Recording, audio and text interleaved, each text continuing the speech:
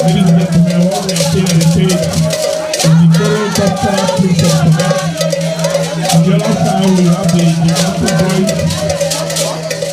Gymnastic boys, you don't know what we want to do now.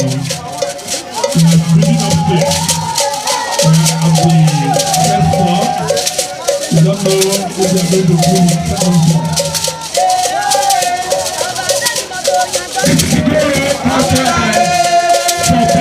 Always.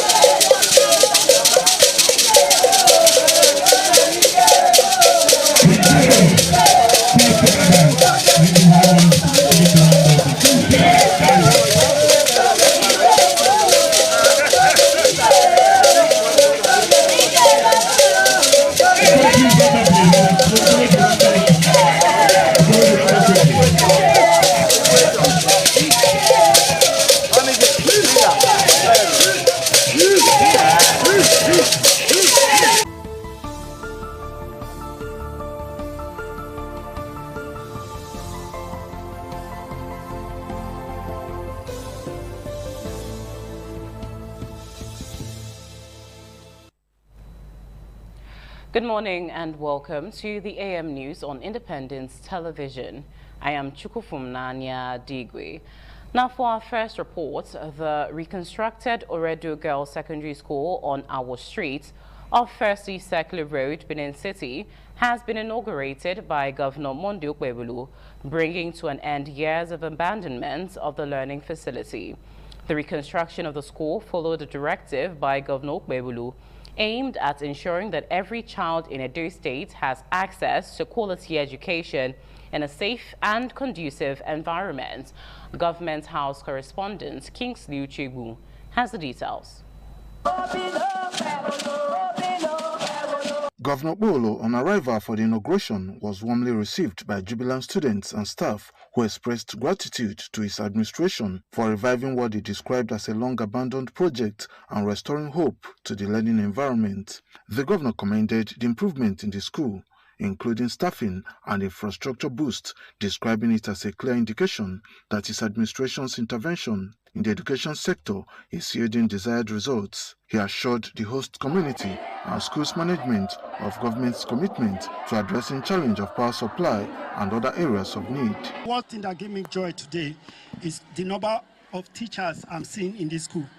Because I remember some time ago, I came to one of the schools, I saw just 2 or 3 teachers, but today I'm seeing over 20. That shows that we are on the right direction. We're going to bring the light into this school. We continue to upgrade this school for the betterment of our children. Earlier, the Commissioner for Education, Dr. Padi Yamu, commended the project as a clear example of practical governance in action. He said the school before the intervention was an eyesore and a hub for nefarious activities. What you are seeing today is a testament of a governor who is committed, a testament of a governor who is passionate about every Edo child. On behalf of the children, sir, we want to say thank you. The reconstruction of Oredoge Secondary School is part of the Senator Monday Okpolo-led administration's policy of revamping public schools and improving the quality of teaching and learning in Edo State.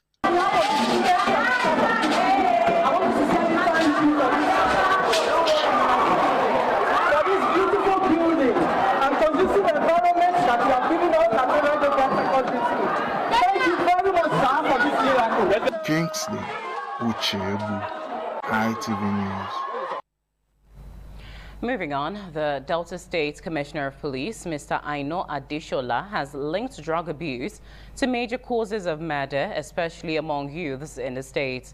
Warri correspondent Benga Ahmed reports that CP Aino made the remarks during a media briefing at the police headquarters in Asaba.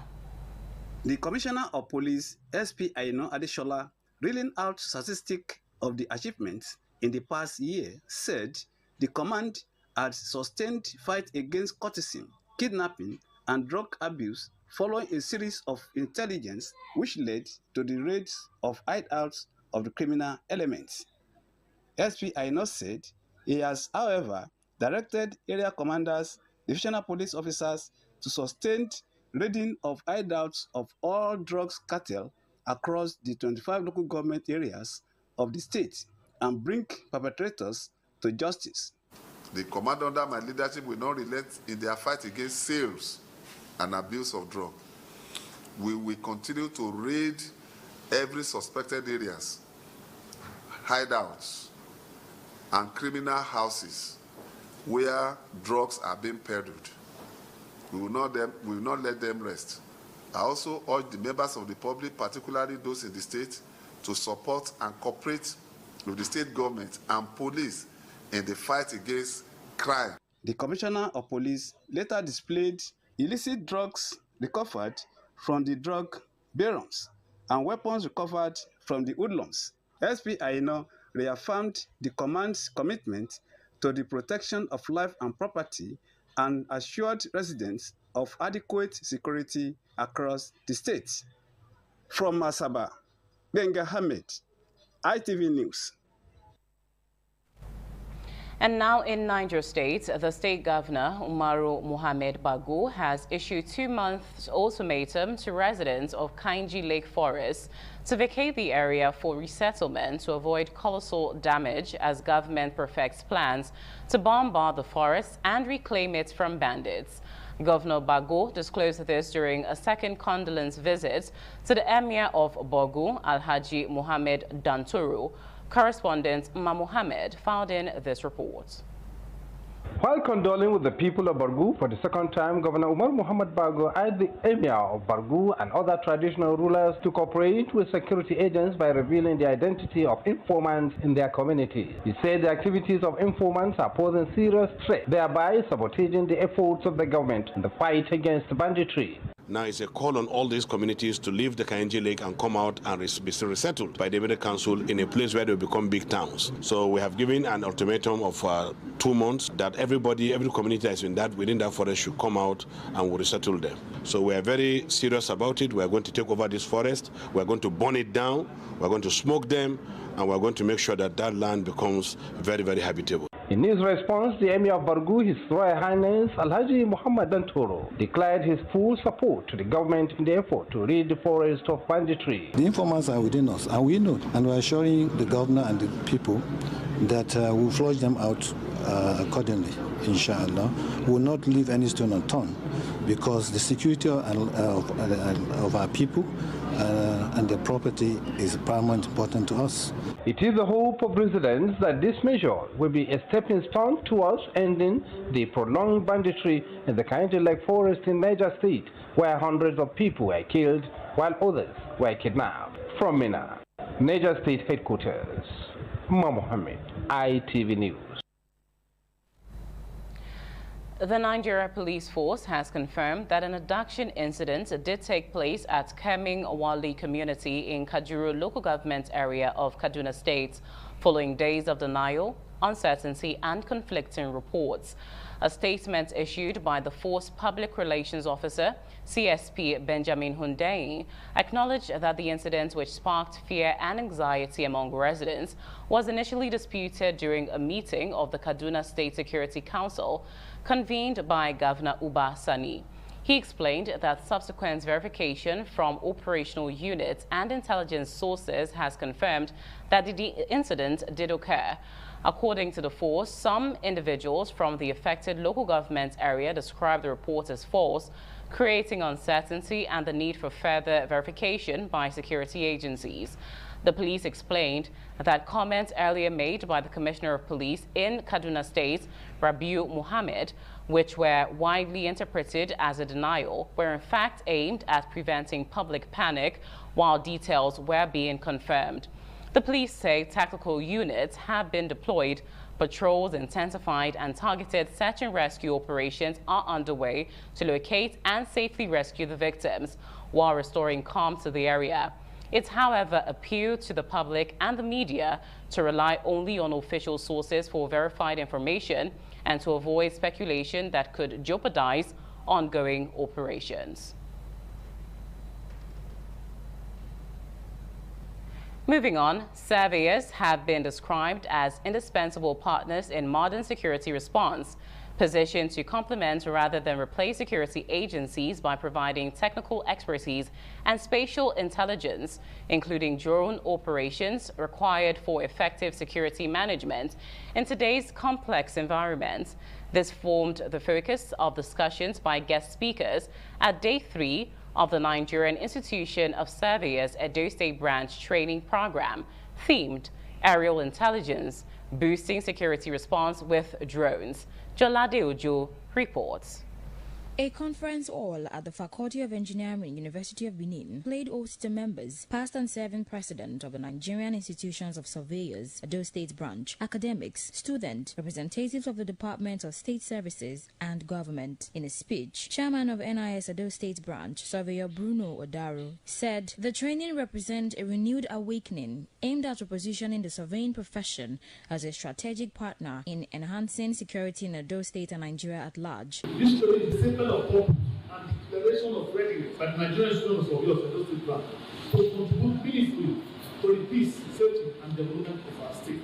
Guest speaker and lecturer at the Federal School of Surveying, Oyo State, Surveyor Sahid Olaniyi, emphasized the critical role of drones in modern security operations, particularly in areas such as surveillance, search and rescue missions, and rapid response. The benefit of drone as of today cannot be overemphasized. In terms of security surveillance, the drone is assisting the security personnel in terms of rescue mission. The program also featured an interactive session during which participants discussed challenges and possible solutions associated with the use of drone technology in addressing insecurity. The special assistant to Governor Monday Okpebolo on political matters, engagement and mobilization, Eugene Otubo, alongside surveyors and students, commended the initiative. This is what we want. This drone will go a long way to assist us. We let the message back to His Excellency. The training has been very exciting. It has exposed us to what is required in a rescue mission. And this is where this profession comes to be. Love for the government to engage the NIS. I believe that if there is proper collaboration, the issue of insecurity in the states will drastically reduce. A practical demonstration session on drone flying further enlivened the program. From Benin, Jola Adeojo, ITV News. Now, Reverend Mrs. Veronica Okpebolo, wife of Bishop Matthew Okpebolo, Managing Director of Ray Royal Construction Company, has been described as an embodiment of humility and a woman deeply committed to the welfare of children. This description was given during an early morning dew service held in her honor to celebrate her 74th birthday at the Archbishop Benson Idahosa Cathedral, Church of God Mission International Urumi, the administrative headquarters of Esan Northeast Local Government Area of Edo State. Edo Central correspondent Chris Omije has the details.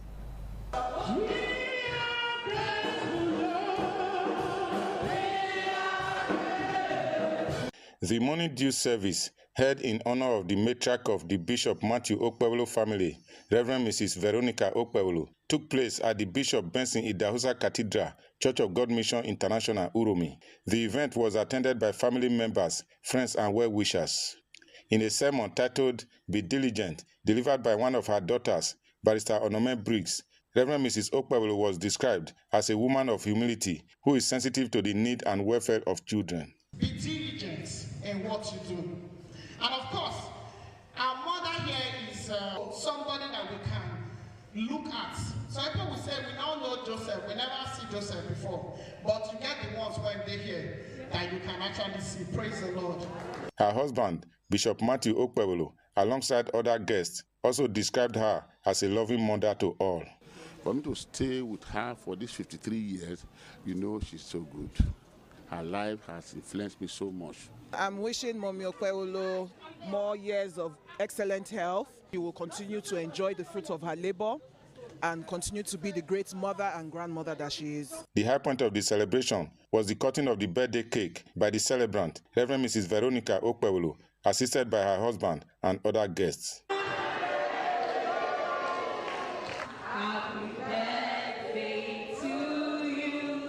We thank God for what God has been doing right from my birth to 74 now. And I thank God for my husband, my children, who has been a big pillar. Nurses from St. Matthew Nursing School also participated actively, adding color to the celebration. In Uromi, Chris Omije, ITV News. Elders of Ubine community in Ovia Northeast local government area of Edo State have announced the death of the Odionri Pa Usiobaifo Osayande. The announcement was made during an enlarged meeting of elders and youths of the community. The report by Victor Erio is presented by Ikpomusa Ugiagbe. The meeting, held at the residence of the Ozukbogefa, second in command, Pa Oseye Iriamiatoy, was attended by elders and youths of Ubine community. Speaking to newsmen, the chief priest, also known as the Ohonvia, Pa Alfred Agbonedeso, said in line with the Benin customs and tradition, the community elders, accompanied by the late Odionwe's son, had informed the palace of the Oba of Benin of the passing of the Odionwe, Pa Usiobaifo Osayande. He explained that the palace directed that the Ozukbogefa and the Okayele Dominic Edobo should oversee the affairs of the community pending the installation of a new Odionwe. Odionwe ogima pa Usiobaifo Osayande. Obeke gabe wona ona pa yabanika. Mana bi yegwa ana aka momo omona we. Be na yena ake mi pe ani Odionwe yo. Eri mana Ozukbogefa no dey by Okayele Dominic Edobo ni ma dolo na yi. Other elders corroborated the chief priest's statements. Egwena ma Odionwe, egwena we ma jowa. Ni malele Olukuge Okayele. Na debo na yake mi awe me Odionwe logbon. Zaganira na Odionwe egwa ona Odionwe. Awe ni wan lele akian. No ke ni awe lele akian e mana akian. O mona we Ozukbogefa. Ko en ke Okayele Dominic Edobo. Ni do agba ore wo na.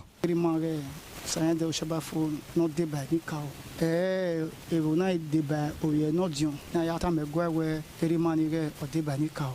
Gwa na we no gi Ozukbogefa lele deba heno rewo deba eniwa ya fe ni rewo dion ke bi me no Okayele. Ma do agba orewo na. They however expressed shock that as the meeting was being concluded, some suspected thugs invaded the community, destroying vehicles and other property. Ikmomusa Ugiagbe, ITV News.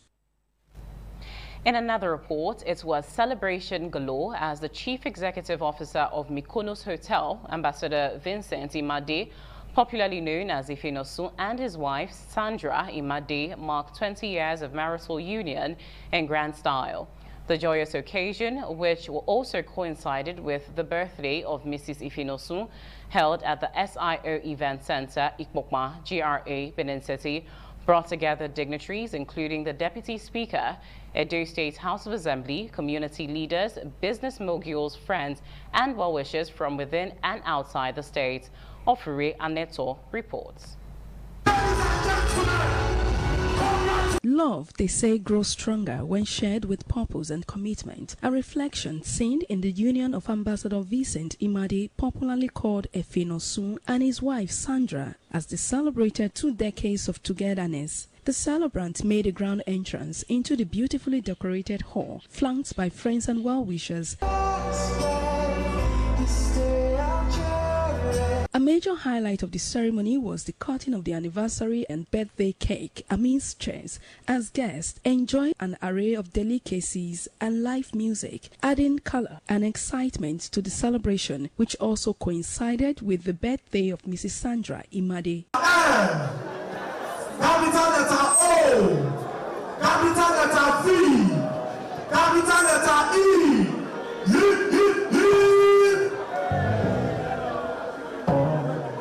The celebrant expressed gratitude to God and appreciation to guests for sharing in their joy, as prayers were offered for continued happiness and many more years together. I'm so excited and happy as she's celebrating her birthday. I wish her this year to be the best of her life. I feel very happy. I'm with the right person. Everything that has to do with good life, God will release it to them. I wish Vincent and his wife happy marriage anniversary. I pray God grant them long life and prosperity. For this number of people to come and celebrate with you, it means to have good relationship with people. They have come a long way. 20 years is not a joke. By the grace of God, we also wish them more years to come. A greater tightened union that will lead them to old age. I wish them a happy anniversary for their marriage of 20 years. I want to say a very big thank you for making me to work for you. From Benin, Ofure and Neto, ITV News. Stakeholders in the livestock sector have called for strategic reforms to boost productivity and resilience in the industry. This was the focus of the ongoing 3-day retreat for retooling the LPRES 2026 work plan, holding at the John Odige Oyegun Public Service Academy. The report filed by Shalom Ungara is presented by Joladi Uju. In a panel discussion, Edo State Commissioner for Livestock Development, Professor Ignatius Omorodion, and other experts emphasized priority actions for the 2026 work plan, including improved veterinary services, increased private sector participation, stronger research support, and better policy coordination. We are looking at PPE model, the sustainability of this infrastructure and this business, taking a holistic review from the production to the commercialization of livestock products. We look at the security area, we are looking at grievance regret mechanism, how we are able to come together with the community people, with the farmers, with the herder, to make sure that there is peace in Edo. Another area that we'll look at is traceability and identification. We are looking at the animals that come into the state. How are we going to identify them? How are we going to know their owner? Participants at the retreat, including livestock farmers, professors, researchers, veterinary experts, and private investors, who examined challenges affecting the sector and proposed practical solutions. The retreat is expected to produce a robust and actionable 2026 work plan aimed at strengthening the livestock value chain, improving livelihoods, job creation, and enhancing food security. We thank the organizer, both the World Bank and the state's government. They are trying to move us from the traditional or local farming system to a more modern way of doing things. To see where we align and synchronize the work plan from LPRES, so to align also with the state government program. Well, we looked at the various aspects of the work plan of LPRES, harmonizing it alongside with what the Ministry of Livestock Development is doing, so that there will be optimal utilization of resources. From Benin, Jola Deuju, ITV News. Now here's where we draw the curtain on the AM News on Independence Television. I am Chukufum Nanya Digwe. Many thanks for staying tuned in. Good morning.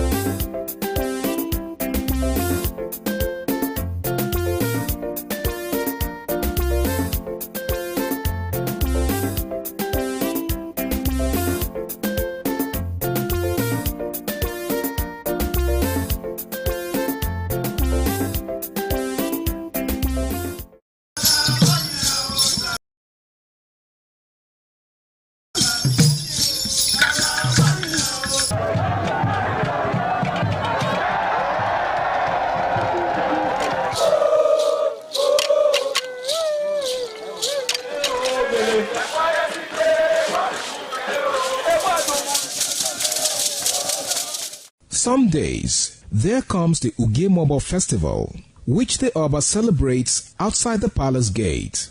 A pavilion is built of red cloth where rites are performed to drive away all evil spirits still unsatisfied by the year's sacrifices. The Mobo Festival is to commemorate an event in Benin history which dates back to 1504 AD.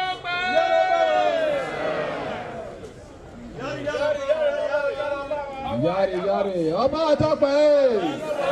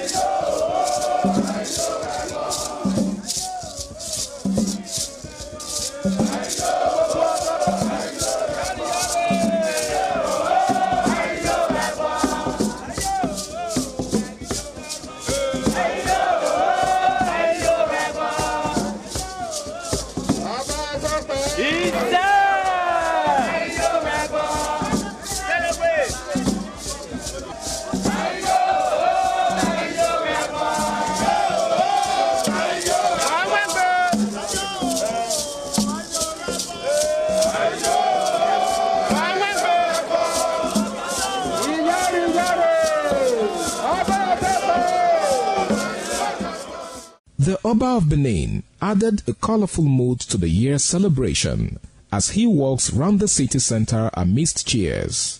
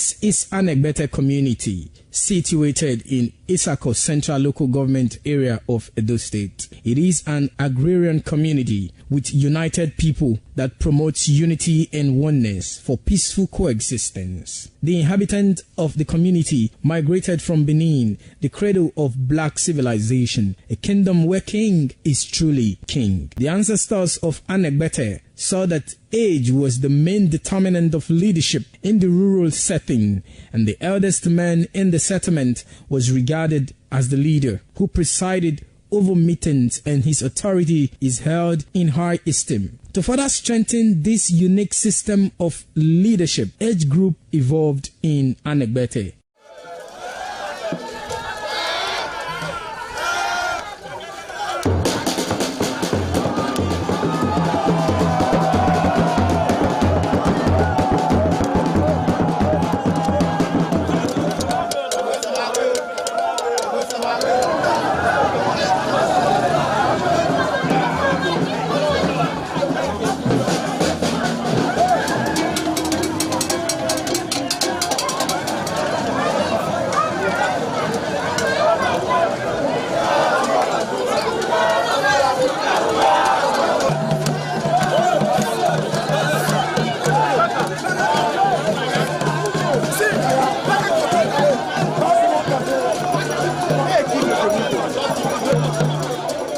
In Anegbete, age group is categorized into two, that is, the common and the noble. Anegbete is rich in cultural heritage, as the community at noon saw the commitment of the festival with the first set rolled out in beauty colors to showcase their might and strength, indicating their feet and ready for the responsibilities behold on them. The streets in the community with a feed up of young men and women adorned with the festival. Later, the royal family takes the stage as their children fight out royally and work in the community to showcase their might and fitness.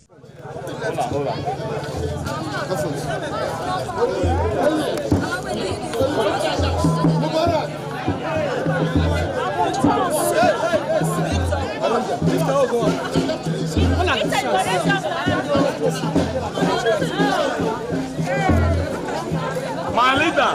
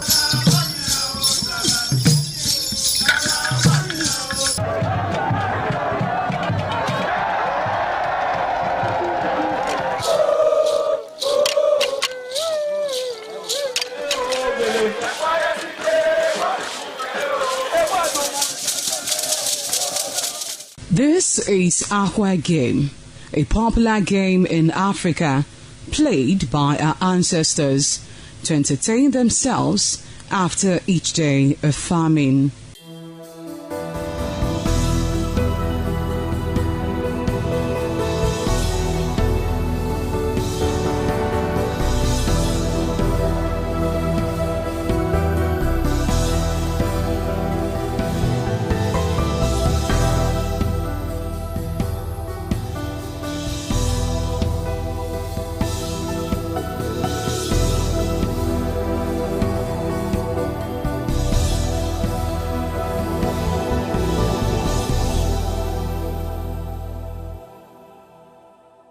It is also relevant in our coronation in Africa.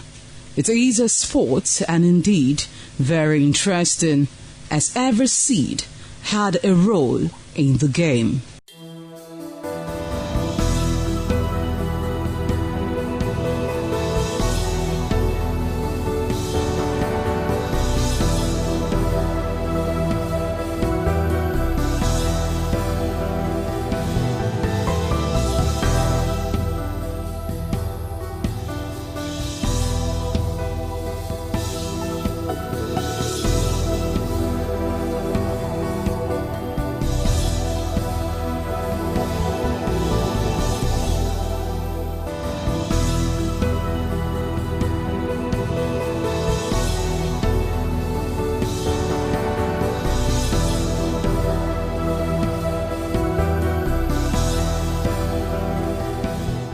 Playtime is 45 minutes per set.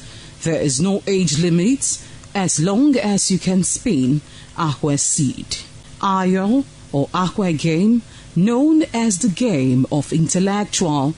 This game requires a lot of mathematical skills. Aqua game is played with carved wooden box containing 12 holes.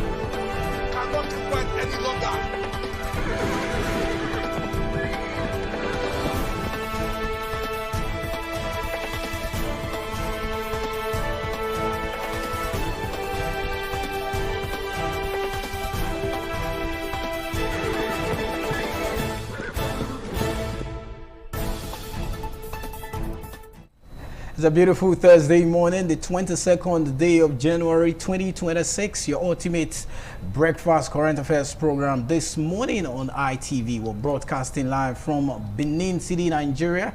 My colleagues are in Lagos and in Abuja. But before we join them, it's a full house here in Benin. I'm Lawrence Osifo, and I have my colleagues seated.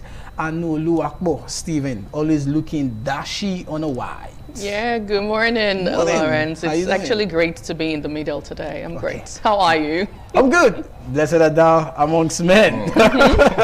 Harry Agboji, good morning, and how are you? Good morning, bro. It's good to be here. Absolutely. Good morning, Benin City. Good morning, Nigeria. TMI is indeed one amazing platform, and it's always a pleasure to be here doing what we do best. Okay. So much so to unpack on the show this morning, talking about the insecurity ravaging Kaduna, the kidnap, the denial, the figures, 66, 72, 76. You know, Nigeria sometimes, you ask yourself, what's the problem? I know, what is the problem? I honestly do not know, because I remember taking the story, was it on Monday, on Tuesday, and we later saw in the news, in fact, this was all over the street of the newspapers for that day, saying the federal government has denied the issue, debunked, that's the word, debunked what happened in Kaduna State. Even the state police command in Kaduna State also debunked it. But you go online on social media, it's everywhere, on international, media outlets, they are carrying this news. Why is the problem? Only for us to discover yesterday that, hey, they've said, the police now finally admitted. They've finally admitted that, yes, indeed, it did happen. And we saw the governor of Kaduna State, Uba Sani, go there to meet the people and say, you know what, we're going to ensure that we bring every single person back. They are going to be rescued. But now the question is, why deny it in the first place? Why are we trying to underreport the security situation in the country? There are those who would say, oh, it's because of the fear of Donald Trump and foreign influence, and Nigerians want to have that beautiful reputation and beautiful image outside, but at the detriment of what? The people. It's really the people a shame. You swore an oath to protect. That you're going to protect their lives and their properties. Right. You're playing games or gambling with them. Harry, your take? Well, the fear of Donald Trump is the beginning of wisdom for some. Or the beginning of accountability. Accountability, maybe. Because why do you have to be so inconsistent with facts? Yeah. You understand? Even foreign media have reported it and have, run with the ideas that were eventually, were initially presented. Now we are hearing that, it's not exactly what was reported from the very beginning. Now, the real problem is that life is not taken seriously in this part of the world. Yeah. That's the only reason we will be gambling with, figures of people that were kidnapped and all of that. Because if lives really meant anything to us, then we will not be, playing hanky-panky with all of this. Now, first off, when Donald Trump came out and said that Christians were being targeted in Nigeria, a lot of persons, debunked it. Even some Christians said, oh, I'm a Christian, but I do not agree with that assertion. But aren't these, proofs that this is... And this happened in the church. Exactly, it happened in the church. And, we understand that 2 churches were actually... attacked. Yes, we were attacked. Cherubim and Seraphim and Ekwa. Yeah. Question is, why? Why the church? Why the church? And I understand that some persons will also argue that it happens in mosques, that they also, target mosques. We agree it happens in mosques, but it's more rampant in churches. So Donald Trump is probably right after all. He's not probably right, he's right. Okay.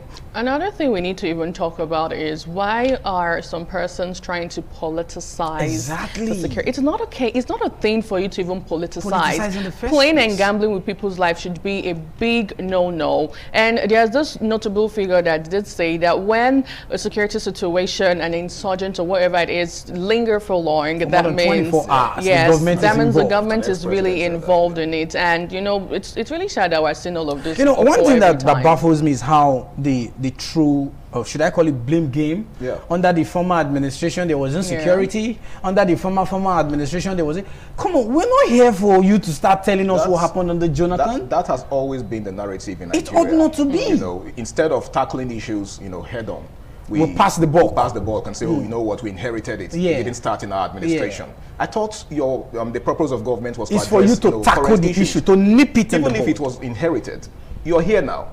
Do something, fix it. That is it. All right, we'll still come back to this conversation, but let's talk to our colleagues in Lagos and in Abuja. I'm pretty sure Lagos, the center of excellence, is ready. Marcelina, Patricia, Wilson, who is there? Let's see you. Okay, Marcelina, how are you? I'm very well, thank you. Good morning, Lawrence. Good morning, Harry, and good morning, Anu. Of course, I'm not here alone. Lagos is beautiful. Lagos is good. It's a good weather. Wilson Omasha is here with me. Wilson, good morning. Hey, Mercy. Good morning. I just heard the banter in the studio talking about the Benin Network Center, all about insecurity, and definitely is getting more and more worries. And I think that's going to form because of our discussion on today's edition of This Morning on ITV from this center. I mean, kidnappings, like, I don't know, ever since the attack, so to speak, or the cleansing by some persons by Donald Trump, people are like asking this question: how come we're still having this kind of an impact or an effect? It's like there's no abating this kind of a situation in Nigerians are like asking this question. That intervention, so to speak, by Donald Trump aggravated the situation. Remember, Bono said that if they should continue, XYZ will happen. And it's like what that dude said is beginning to unfold, beginning to play out. Yeah, I woke up every day and begin to ask myself, is the issue of insecurity going to end in the country? Because we wake up to different stories every day. Like Anu said earlier, you know, this they denied earlier that these persons were not kidnapped. And yesterday we saw that they've accepted that, okay, these persons were kidnapped. One morning we wake up and we saw that the issue of insecurity, you know, is getting, the issue of kidnapping is getting lesser. And another minute you're seeing that they're kidnapping another set of persons. And it got me worried and got me asking, what is the government doing exactly to tackle insecurity in the country? It has been a major problem, and it's still a major problem in the country.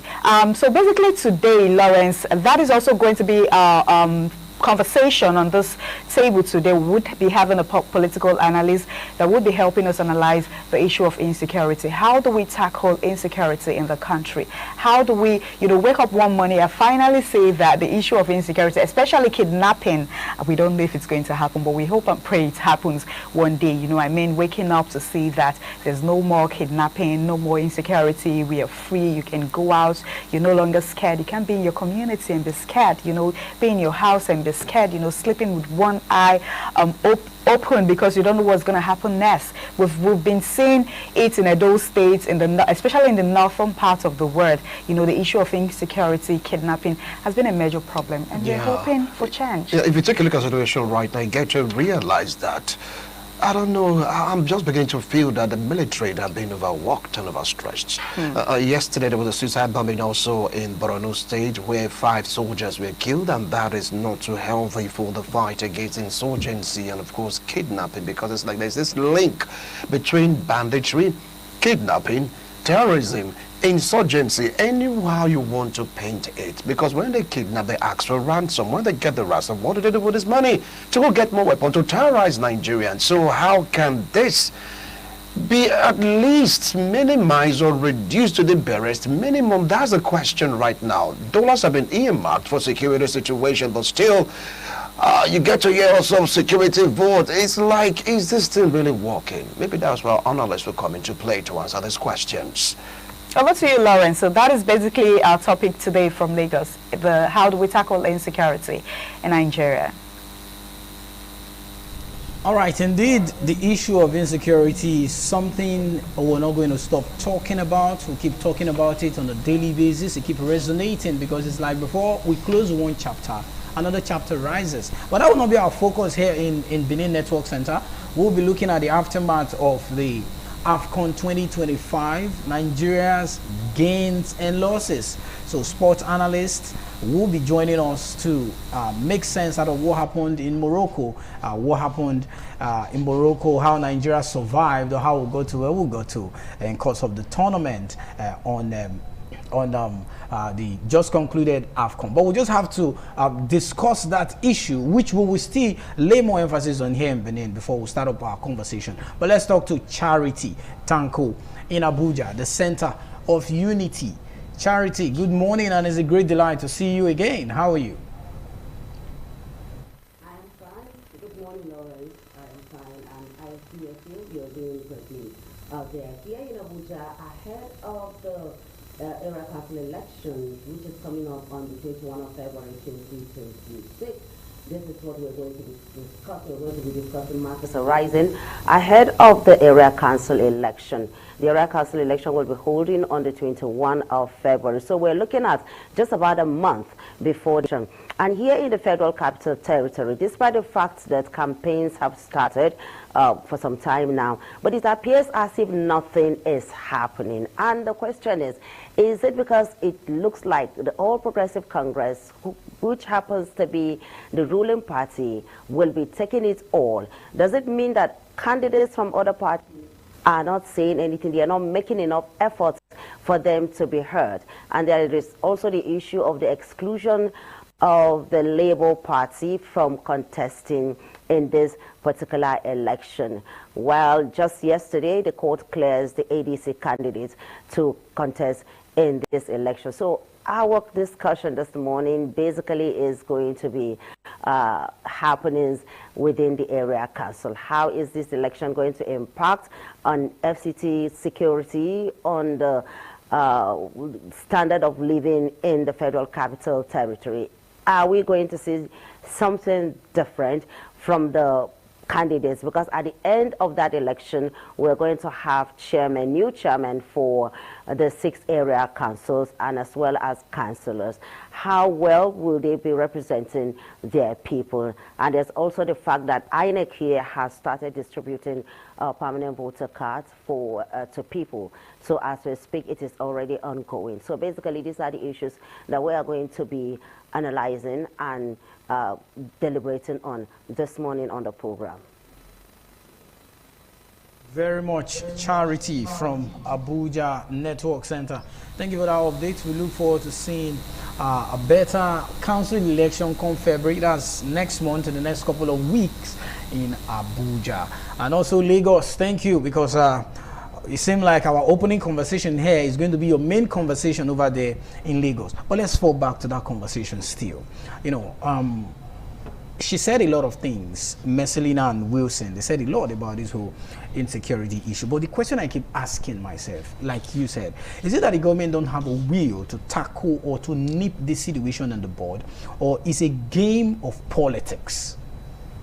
So as I did say the other time, I feel there are some bodies and some individuals trying to politicize insecurity in Nigeria, and it shouldn't be the case. Gains. I don't know, for whatever reason, maybe to oust the current administration and to say, hey, you know what, we are way better. How about you voters come 2027 so that we would give you security, we will give you power, all of the archaic stuff that we've been hearing since 1999. Because take your mind back to a particular country in Nigeria where recently the Nigerian government had to send troops, I would say, down to, is it Guinea now? Benin Republic. Benin Republic, for them to help save the attempted coup that was to go on in that place. And we saw how that played out. And all of Nigerians started raising questions.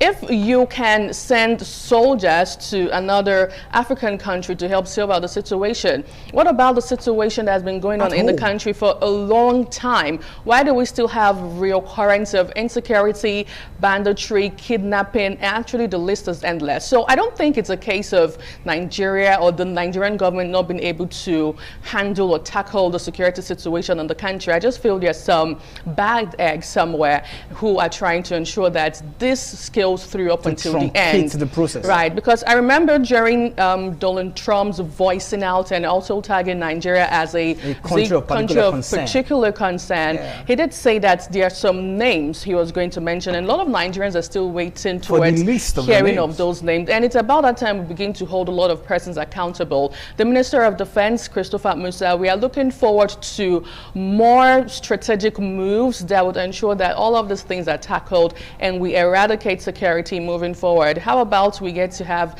a state of emergency for insecurity or security situation in Nigeria? Our president, what is he doing about it? Is it just to the president travel around? And there are those who would say he's the terrorist president, but we need more of him right now in the country. We need to tackle this. A lot of persons are going away. 100 and how many thousands of people being kidnapped? 162 from one report, right? 172 from another report, and then 176, 3 different reports. And to think they gambling had with the life of the people. To think they had to debunk it first off was like a no-no, because the Adara Development Association raised an alarm over the described abduction of 166 worshippers, accusing security officials and local council chairman of suppressing the truth. How did we get here? There was also, before I come to you, there were also news or allegation on some area that when people were, the security agencies stopped people from going into the community, because when they heard about the attack and the kidnap, some persons on their capacity, you know, put themselves together like security, not like local security network and all that, to go into the vigilante, as the case may be, that the police or the security agencies stop them at the point of entering into the community. So there's always this issue of there must be a lapse somewhere, like the one that happened in Maga in Kebbi, where the school children were kidnapped. They said they got an information that DSS released an information, and the next 30 minutes something is going to happen. Then before you knew it, the troops that were there were removed. They asked them to leave the scene. The guys struck. They kidnapped. That was 130. It was after the troops left the incident happened. So another major question is, do we have intels? Do we have spies who get to, you know, release some of the situation and say, you know what, how about you move now? Because that's also another thing. Let's not also forget we have the cases of repentant Boko Harams and repentant militants coming into this security outfit. How repentant are they is the question. Indeed. How repentant are they? Harry, I know you have something to say before we go back to our colleagues it's even in Abuja and Lagos. that we are talking about repentant terrorists and you know, bandits at this time, you know, of our lives as a nation, because how does someone who has been involved in the killings of innocent people be repentant all of a sudden? It's crazy. It doesn't make an iota of sense. And besides, is this so now Paul in the Bible? Let's assume so. Well, I don't think some persons do not have the capacity to be truly repentant. Absolutely. Because of what they've believed in all their lives, right? Ideologies are very solid. Okay, you don't just wake up one morning and change something you've believed in all your life. So when I hear people say, you know, they've repented, you know, I feel like it's just a game of trying to help them evade accountability. Now, I don't think it's much of a case of inability of the government to tackle the problem. I think there are way too many sentiments involved in this. There are religious sentiments, there are tribal sentiments, and, you know, a whole lot. And I feel like we've come to a point where we need to act with sincerity of purpose. You know, we are really not sincere about, you know, dealing with the insecurity issue in this country. Tackling it head on. Because if we really cared about lives, if we really cared about, you know, the number of persons that are being attacked on a daily basis, then we would go beyond these rhetorics and, you know, do the needful. But for now, I think we're just playing politics with all of this, and it's high time something drastic is done about it. Okay, Abuja Charity, let's hear your take. Let's get your take on this, because this conversation is something we really need to talk about. It's not something we just see it and just continue to see this happen on a daily basis. Today it is Zamfara, tomorrow it is Kebbi, the other day it is Kaduna, the next day it is Kano, the next day it is Sokoto. I don't understand. Well, just this morning, while I was coming to work, I was just going through some posts on social media, on Twitter, and even on some national dailies. And then the story about 177 people being kidnapped in a community in Kajuru, local government area of Kaduna State, which the police had come out to debunk. That was it. But the person, somebody categorically called out the security authorities and said, I said what I said, and it actually happened. If you feel I'm lying, take me to court. So that is a very bold statement for somebody to say. That means something, because if something of that magnitude happens in a community, there is no way anybody will say that it did not happen.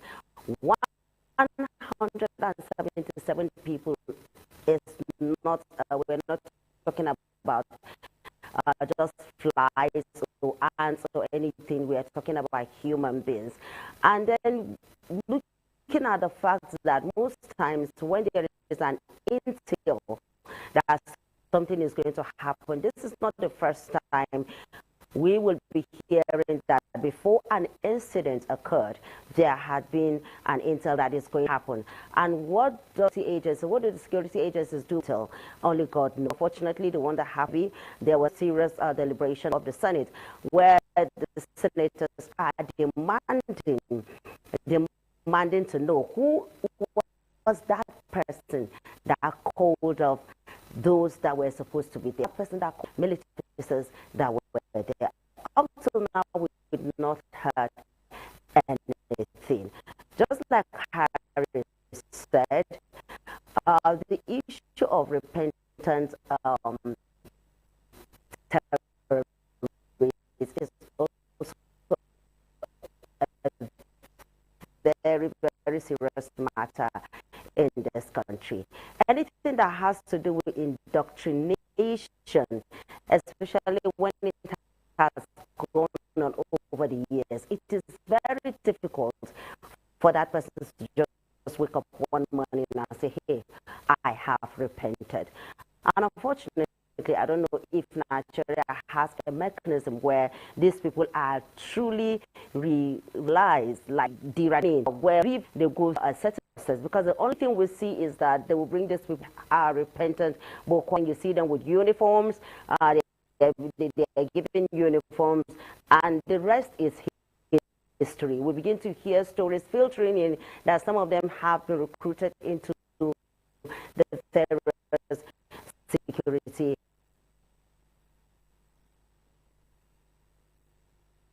Pretty sure I will have to take it away from you from here because of one or two glitches. Let's hear again from Lagos, Wilson and Mercy.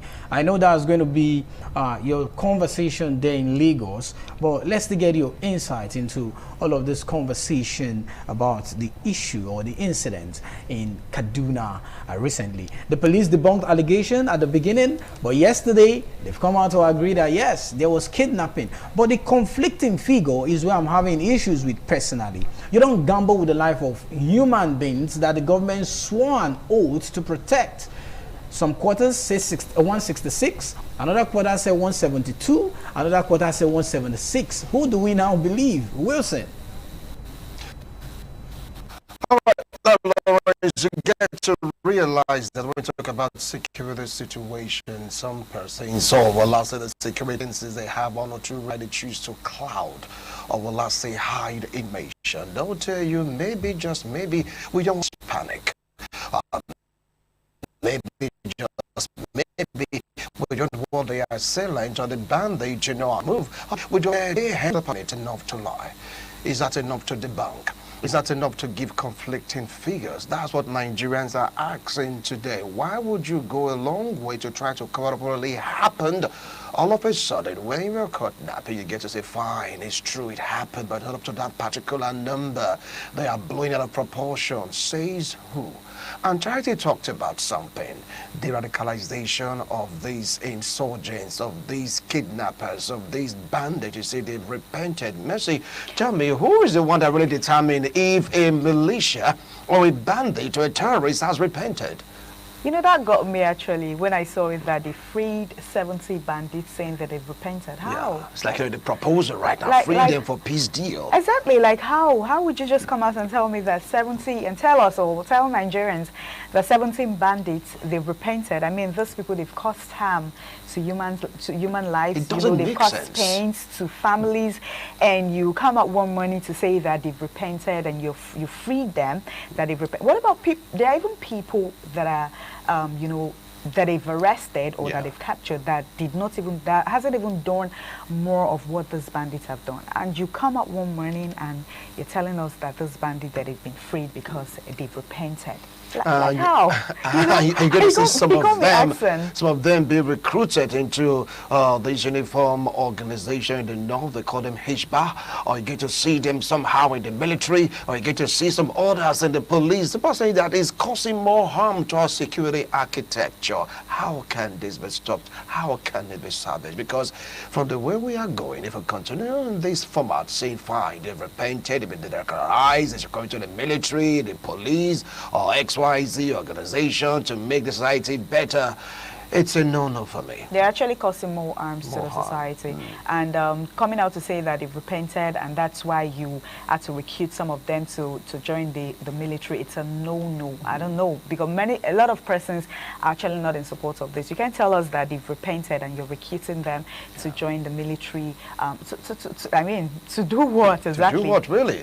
Someone saying that's the worst mistake that late President Muhammadu Buhari made, because he said, okay, fine, go to the military, thinking that is going to keep them occupied, keep them busy and all that. But look at Nigerian military architecture today. You get to hear stories of information leak. You get to hear stories of some military personnel selling weapons to these terrorists. You get to hear them giving them food, giving them uniform. You get to hear also of them being collaborators, even the act of punishing Nigerians via the act of terrorism. You know, that is going to be our main concern. I mean, our main focus for today. Let's wait for our analysts to come help us analyze the topic. Anyway, Lawrence, even in Edo State, how is the security situation right now in Edo State? Has it been, nipped on the board, or things are like, cool right now? Talking about Edo North and, of course, Asa Central. It's all about security this morning. Talking about Edo, because I spoke with the Force Public Relations Officer of the Edo State Police Command, who I was supposed to have on this program.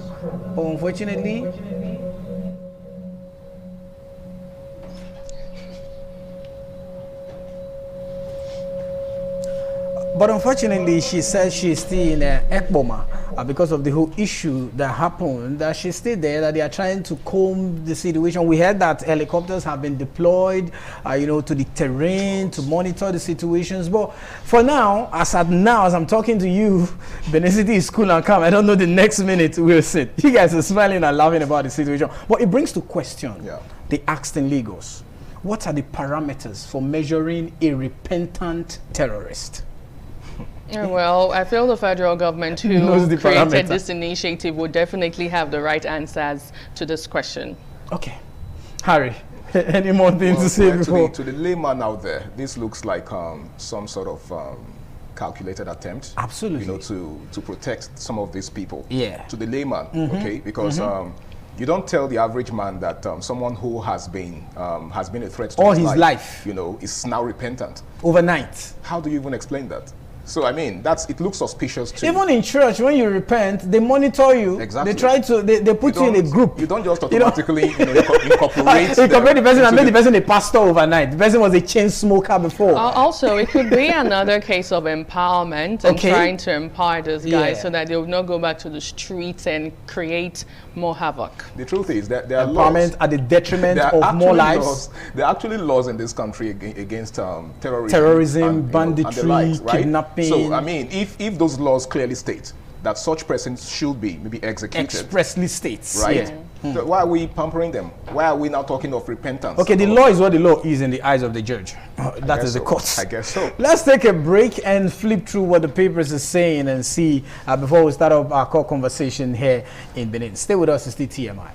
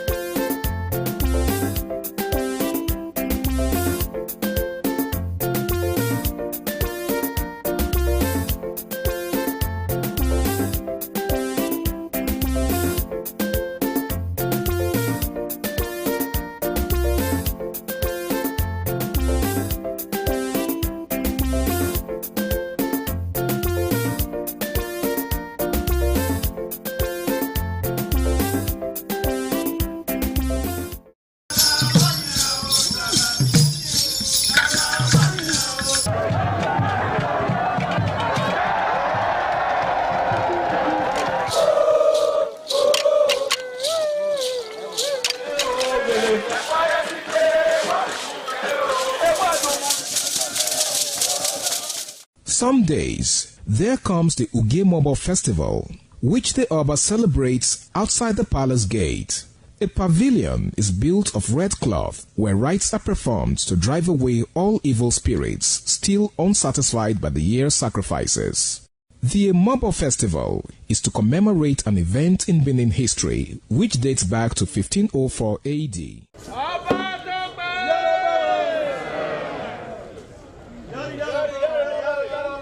Yari yari, Oba Tope!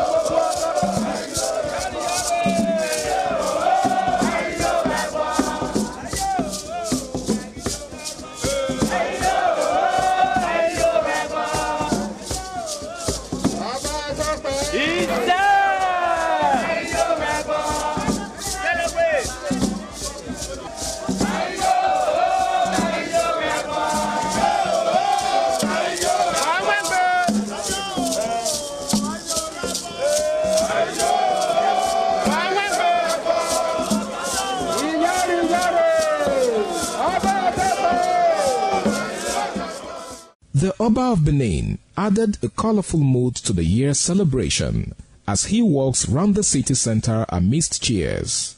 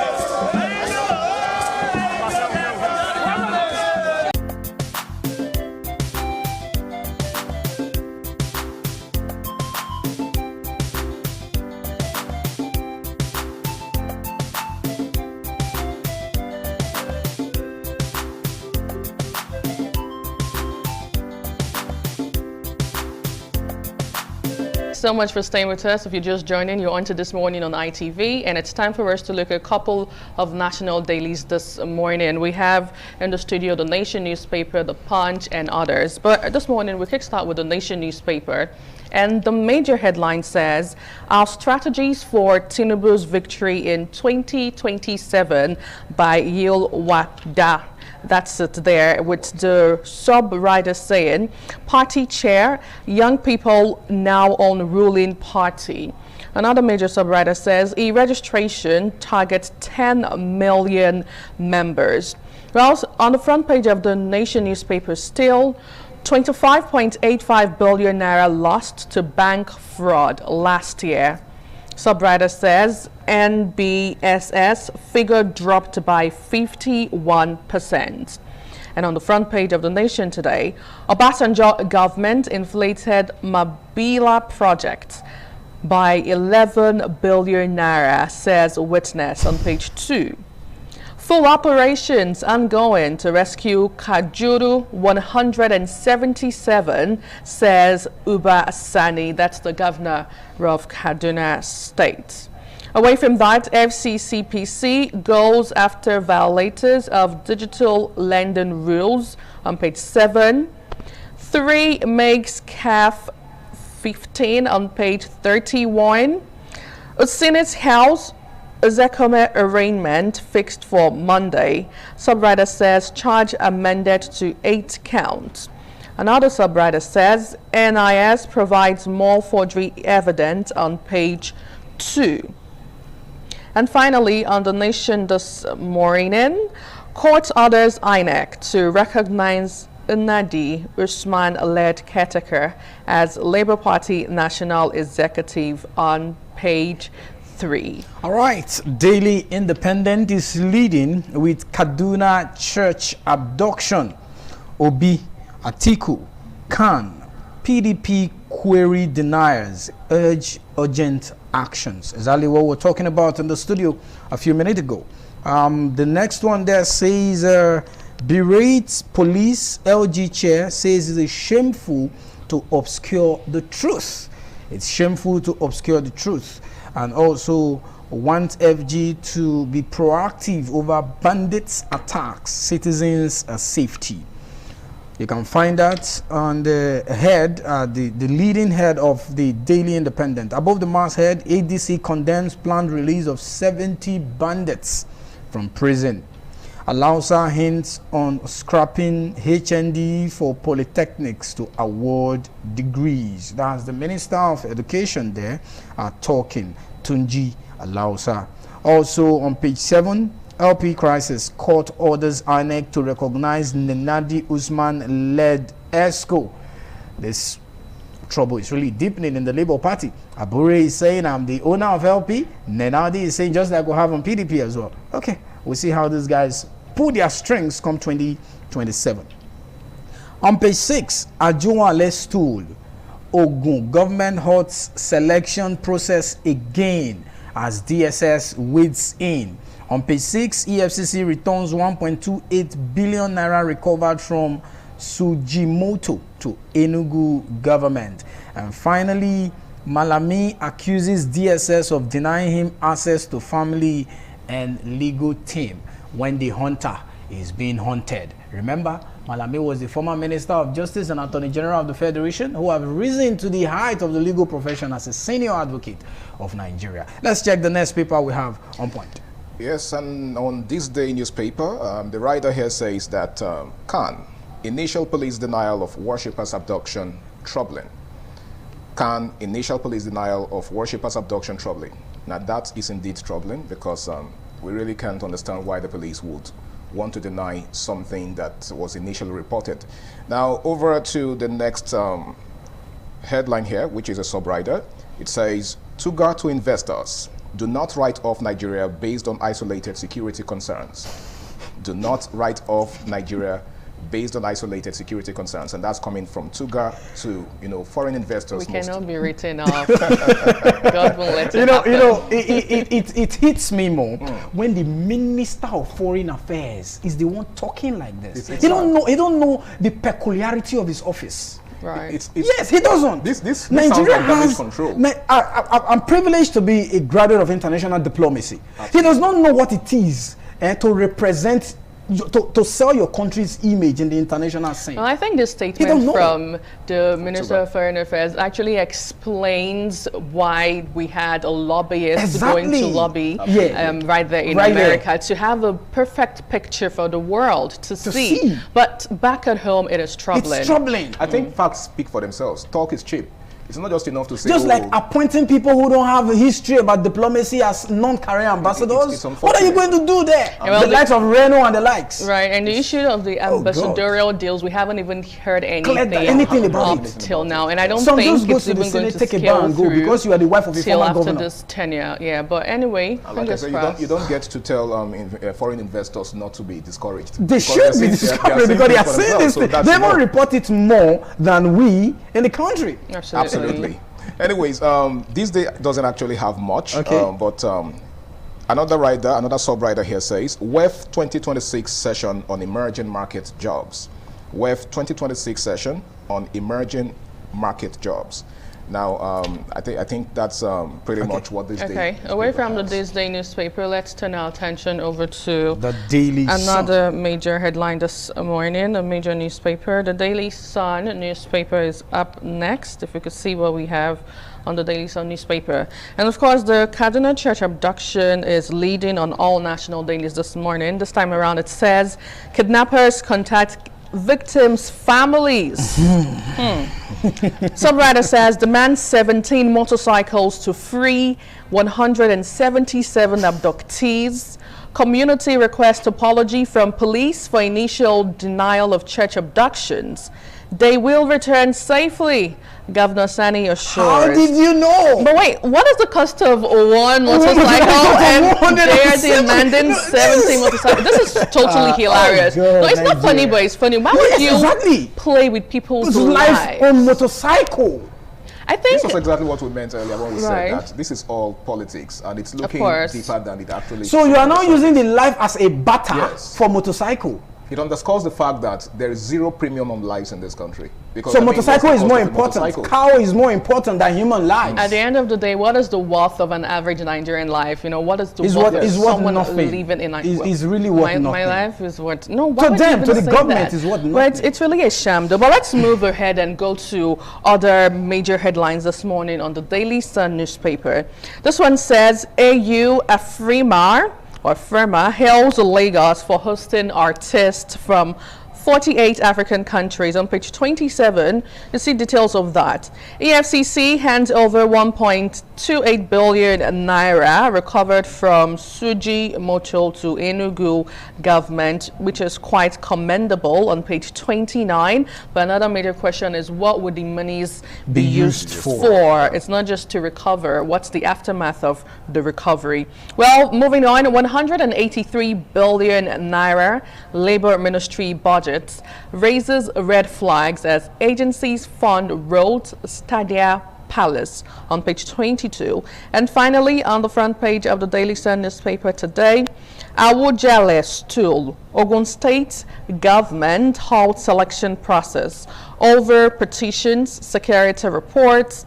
Subwriter says DSS summons Awujale nominees as kingmakers cancel palace meet and greet on page 27. Well, pick up a copy of the Daily Sun to stay abreast. All right, the last paper we have for you is the Vanguard. The Vanguard is leading Kaduna abductions everywhere. It's Kaduna abductions. Rescue victims now. ACF, CAN, Sokapu, Equa. Others tell FG. You can find out in page 5. That's on the front page of the Vanguard. Above the front page of the Vanguard, court sacks Aburi. Orders INEC to recognize Nenadi's led Labour Party. Losses to fraud in bank decline. CBN intensifies measure. You can find out on page 19. FG to scrap HND dichotomy, empowers Polytechnic to award degrees. You can find out in page 9. I've been hearing this story, I think, since when I was in... I was going to say, this is not the first time we're hearing it. When I was in secondary school. The issue of dichotomy. Well, it should be... Don't you think it's going to be unfair to university graduates if it's even removed? That's also another conversation. But do we even respect the dichotomy? I don't think we do. Some people do. Some do, but it depends on how you got your job and where you got your job. But when I say the level, you know, in this country, level passes level. It is what it is. It exists on paper, but in practical, it's just almost non-existent. I've seen an establishment where an HND holder was employed with level 10, BSc was employed with level 8. So level, well, their levels to the same. All right, we'll move to the next one. Why we suspended Awujale selection process, Ogun government. You can find that in page 10. Also, AU Afrima hails Sanwo-Olu over 9th edition of AU Afrima Summit. You can find that also in page 10 of the Vanguard. And finally, okay, one more. 5 soldiers killed, many injured in Borno Boko Haram suicide attack. We're not done with Kaduna. Borno is happening again. This is Nigeria. You can find out in page 6. And so on page 20, you can find Nigeria still behind target. Who is saying this? CBN. Oil thieves operating more sophisticated networks. NAF component commander is talking. Page 12. Bandit always renege on peace deal. Atiku. Page 5. Bandits always renege on peace deal. Why will you even start a peace deal? They are called bandits for a reason. For a reason. Like, how do you even strike a deal with a bandit? You know, faceless people you don't know. It's crazy how we think we can negotiate with. Are they still faceless? They are. No, because in some cases we've seen even on the news of them having talks and peace. That's what Atiku is saying. Peace deals with the community leaders and saying, this is what we want. You have to settle us and we'll set you free and let you go. How did we get to this point, Harry? And there's a popular voiceover trending on social media that says, I don't want peace, I want trouble. These people stand for problems. Now you are trying to strike a deal with them. A peace deal. You understand? That's what they represent. And you are talking peace with them. To them. See, I think it's common knowledge the world over that you don't negotiate with terrorists. Terrorism is not something you negotiate. You go after them and take them out. That is the only way you tackle it. You can only talk peace with someone whose ideology is peace. It's peace, absolutely. But these are people who do not even believe in dialogue. Okay. All right, this is all we have for you on the papers segment this morning. So do well to grab a page or a copy of any of the papers to look into it. We'll begin our conversation shortly. Let's talk about the just concluded African Cup of Nations AFCON in Morocco. Nigeria's losses and gains. Our sports presenter and analyst Solomon Aina will be joining us. Let's make sense out of this in the next couple of minutes. Stay with us. It's the TMI on the ITV network.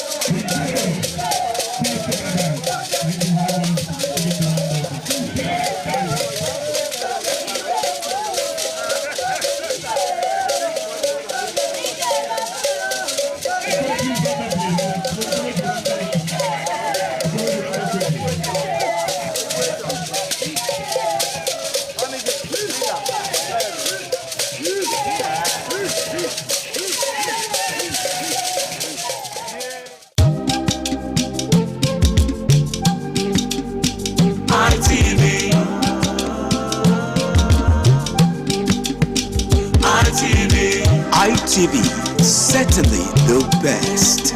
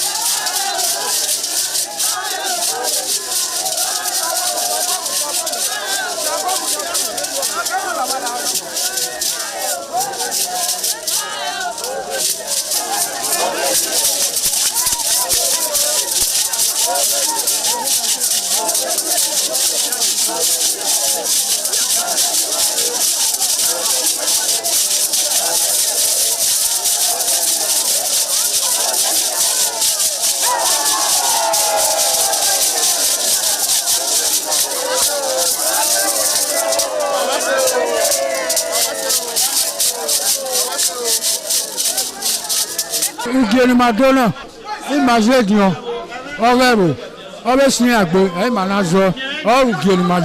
you will have to serve the community for 30 years before you come to this stage. They will ordain you ordain title. Then by then you are one of the elder. This year now, we don't read the year, so that's why we can't do this year. Historically, joining the Elders Council, an individual must have reached a certain age and must have made significant contributions to the community through leadership, service, or other meaningful ways. There was jubilation in the community as sons and daughters of Okada, both at home and in the diaspora, trooped out to be part of the ceremony with various homes of the initiates agog with festivities. Friends and well-wishers of those initiated into the Elders Council jubilated at the Ogwedion after performing all traditional rites. The elders, known as Edion, in company with their loved ones, danced to their various homes where guests and family members were entertained.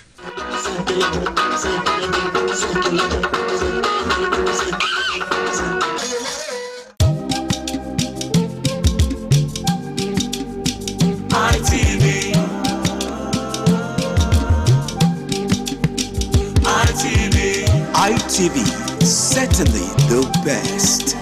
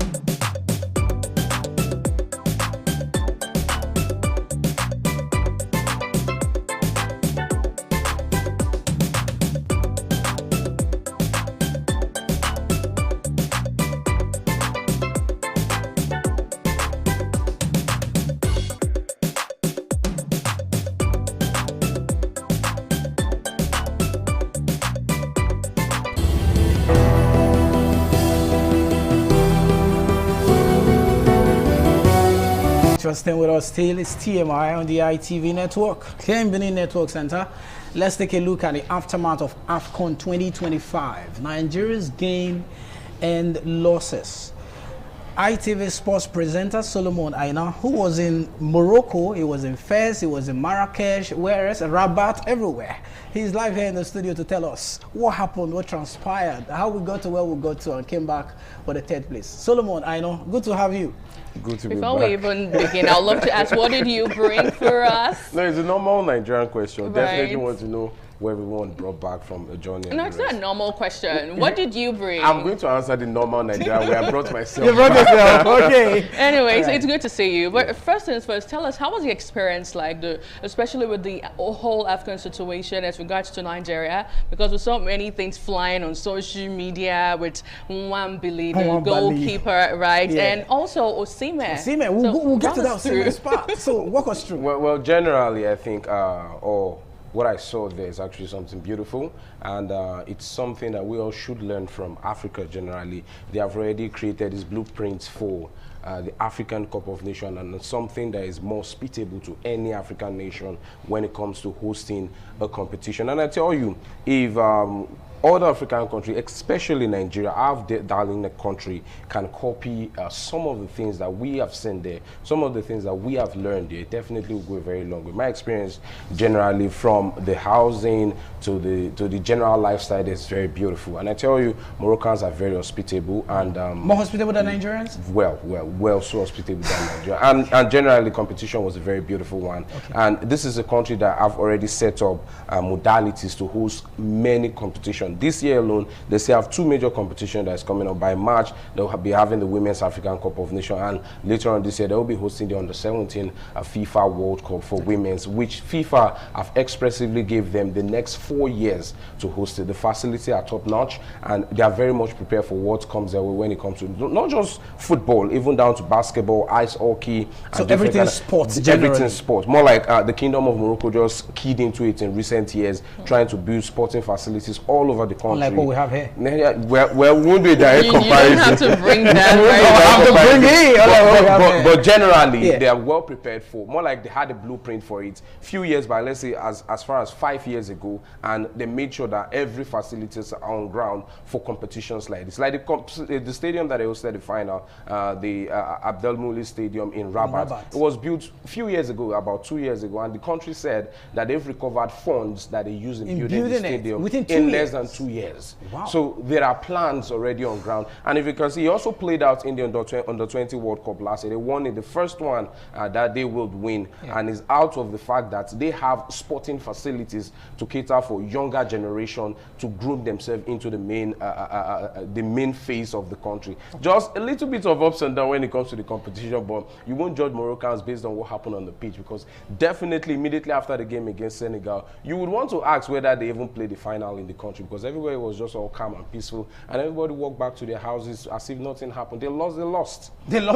Yes. Okay, let's look at what transpired between our boys and the Moroccan guys. Okay. It was all group stage, it was all straight win, a round of 16, a win. When you now go to the quarterfinals or the semi-finals, that was where it looks like the whole problem started. Did you think that semi-final, like everybody is saying, that there was some kind of, back and forth? Let's hear from you. You know one thing with African football, it has been marred with controversies, right, from the days of Isaiah down to the presidency of Patrice Motsepe, now talking about the Confederation of African Football presently. It was on ground for most of the matches. I tell you, the group stage was easy ride for the Super Eagles of Nigeria. Won all 3 games in Fez, and also the round of 16 against Mozambique in Fez. But when it got to the semi-finals, I tell you, that match made me understand the essence of support. If there is a large support for you in anything that you are doing, I tell you, you'll be well motivated to go all the way through. If you were to be in the stadium, you have a different feel of what really went down in that particular match against Morocco. Though there have been controversies as regard Nwabali Towell being taken away, yes, it is true, it definitely happened. But the Senegalese in the final showed Nigerians how it's supposed to be done. If you are seeing anybody from your side being bullied, and you outrightly know that you have a thing that you can do to stop that, you do it. In the final game, they did almost the same thing that happened to Nwabali, but the second goalkeeper for Senegal was on ground to actually look after Mendy Stowell and make sure that it wasn't taken. But in Nigeria's case, it was different. Same thing with our supporters club. Though Senegalese supporters were crazy in the finals, I tell you, it wasn't a scene that you would love to see. It was actually very, very bad. But they made sure that they stood by the players and also the official of the Senegalese national team. They were as loud as the Moroccans. You know, when you have a stadium of about 69,000 capacity and it's filled to about 65,000, and the supporters from a particular country is about, let's say, 2,000 or 1,000. You can't match the energy. But Senegalese made sure that they matched the energy. Wow. That was the difference between the Senegalese match and the Nigerian match. Okay. You know, we're in an unfamiliar territory, so we're all quiet. That's true. Yeah, the Moroccans made themselves they made themselves very loud and scary. Probably one or two things that affected the Super Eagles play in that particular encounter. But outrightly, I'll tell you, the Nigerian Super Eagles, they tried. The third place game, Moroccans came out to support Super Eagles, and I tell you, it was a beautiful one. It was a beautiful one. Now, speaking about beauty, it seems we got a different feel, especially online, because during the whole gaming in Morocco, we saw that the Nigerian what is the name of Super Eagles? The Super Eagles. We don't know that. We need to take it back to the field. Absolutely. We saw them lamenting over non-payment of their allowances. And thankfully, a particular analyst did say anytime this situation happened, Nigerian football guys will lose the next match. But thankfully, that did not play out. The morale did not die. Right? So why do we still keep saying that case Ryoko every single time? Okay. I think one of the Director Generals of the Nigerian Sport Commission, National Sports Commission, Olapade, he actually outrightly said a whole lot about this particular issue, stating that there are processes to this. Okay.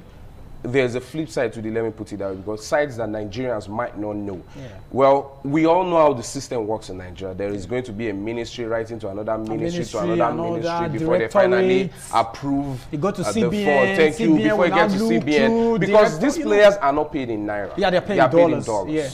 So it goes through a process before it gets to the hand. Forex and all that. I would say it's very, very sure. Most of them didn't get the allowance as at the time most of those matches were played. Okay. I think after the group stage, they got the allowance during the round of 16. But that for the round of 16, the quarterfinals and the semifinals, I think it was when the players are back to their club side that they started getting these allowances exclusively from some of these players. This is not something that they denied. They outrightly said it that most of the allowances wasn't paid immediately. And the National Sports Commission came out to say some of this money would have to go through the normal Nigerian process. That's what Shehu Diko said. That's the chairman of the chairman of the National Sports Commission. That it has to go through the normal process, go through this commission to that commission before finally getting to the hands of the players. Okay. But at the end of the day, the captain of the side, Wilfred Ndidi, speaking at one of the press conference, also said that the issues have been settled.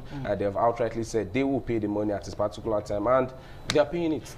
They are paying it. They are paying it. In batches. Yes, in batches, yes. You know Nigerian players must just stop. Let's look at what played out between Osimhen and who was the guy on the field? Ademola Lookman. You were there. Yes. What really transpired? Because a lot of people say Osimhen have this gra spirit, he carried Benin spirit. Oh dear. You know, when you are in situations like that, there is always a perspective to it. Now, this is what played out. That Nwabali wasn't even angry with Ademola Lookman. Okay. He was worried. He was actually speaking out to Bruno Oyemichi, but he was trying to explain to Ademola Lookman that this is a team sport. You understand? He was getting angry with Bruno Oyemichi because he didn't do his part in the pitch. You understand? Yeah. But he was trying to explain to Ademola Lookman that this player is not playing like as if it's a team sport. So it was just that part that the camera picked out, and that is the part that everybody went viral on. So Osimhen is a chill guy, very chill, very friendly.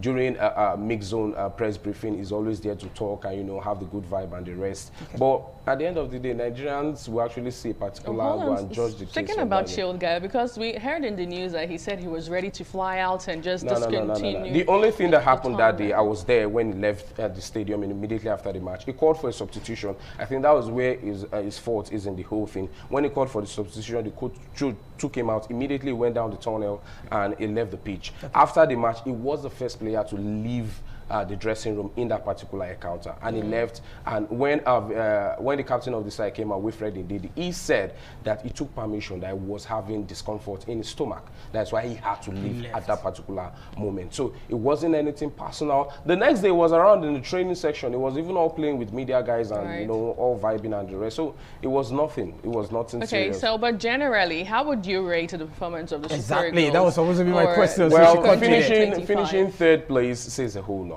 You know, played against Egypt. Someone actually said King of Bronze. Because they know bronze. You know, for the Super Eagles of Nigeria to be in at least 16 quarter and semi-finals is a whole lot for the country. Shows that whenever they're on the African or the continental stage, they get to at least the best 4. He played out in also the FIFA ranking recently that came out a few days ago.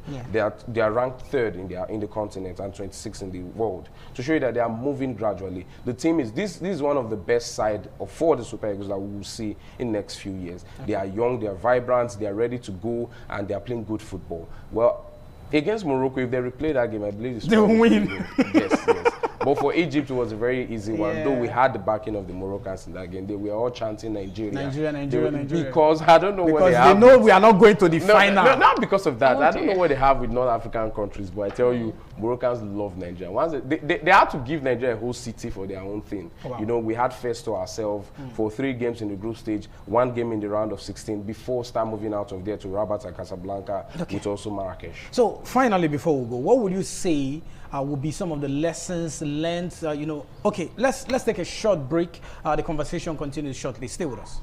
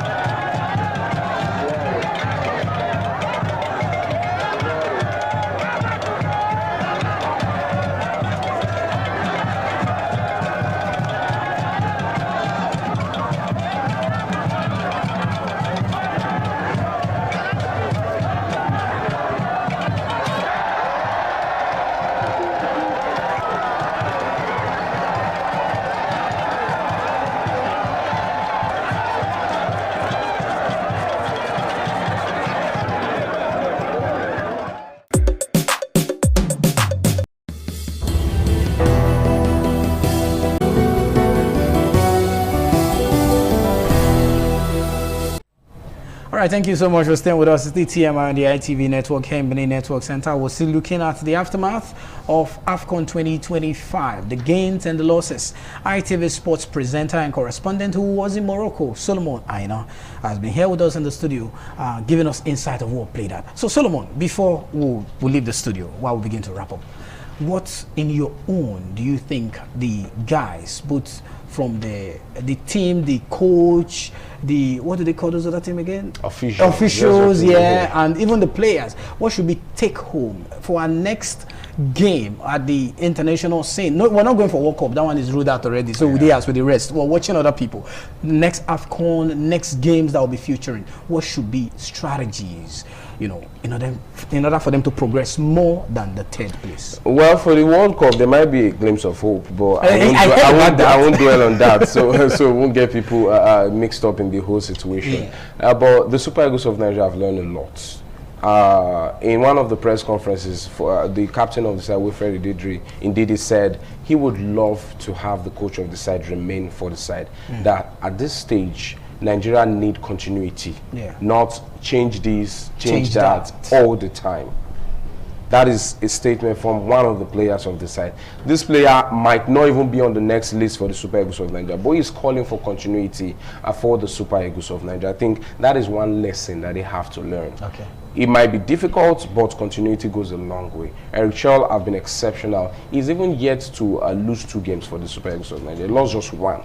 In a friendly game against Egypt. It's an unofficial game, actually. But all official games so far, Eric Chell is yet to lose any game.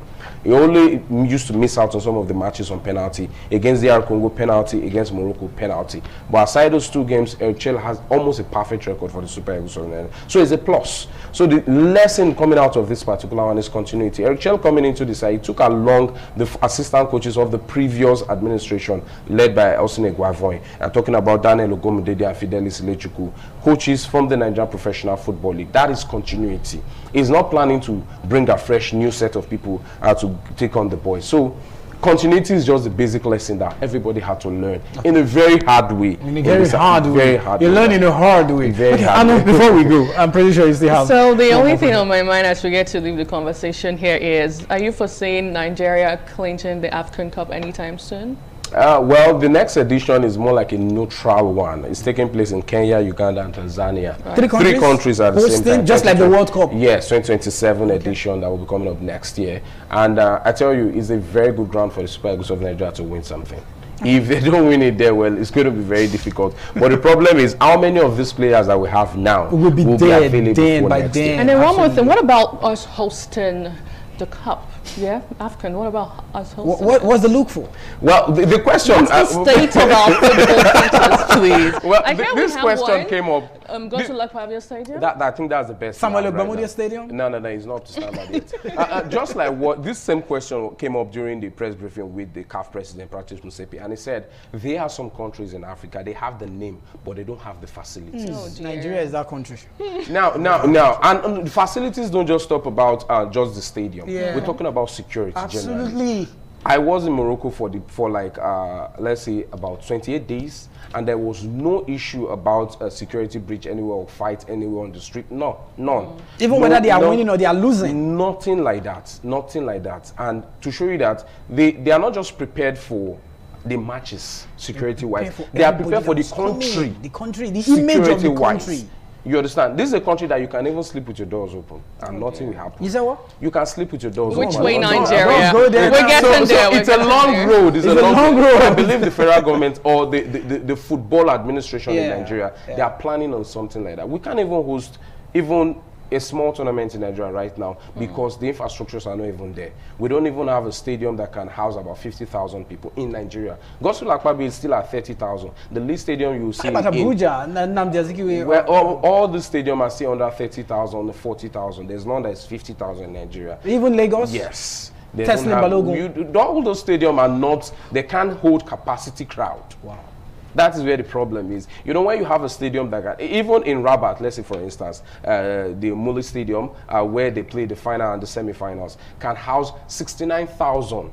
And they are still building one of the biggest in Africa that can house about 100,000 or so in Rabat. Still stadiums there. Even the likes of Marrakesh, the likes of Fes Stadium can hold about 32, 40, 50,000 capacity crowd. So we still have a long way to go. We have a very long way to go. Solomon Aina, thank you very much. We welcome you back home. You had a good time. We know. I know asked that earlier.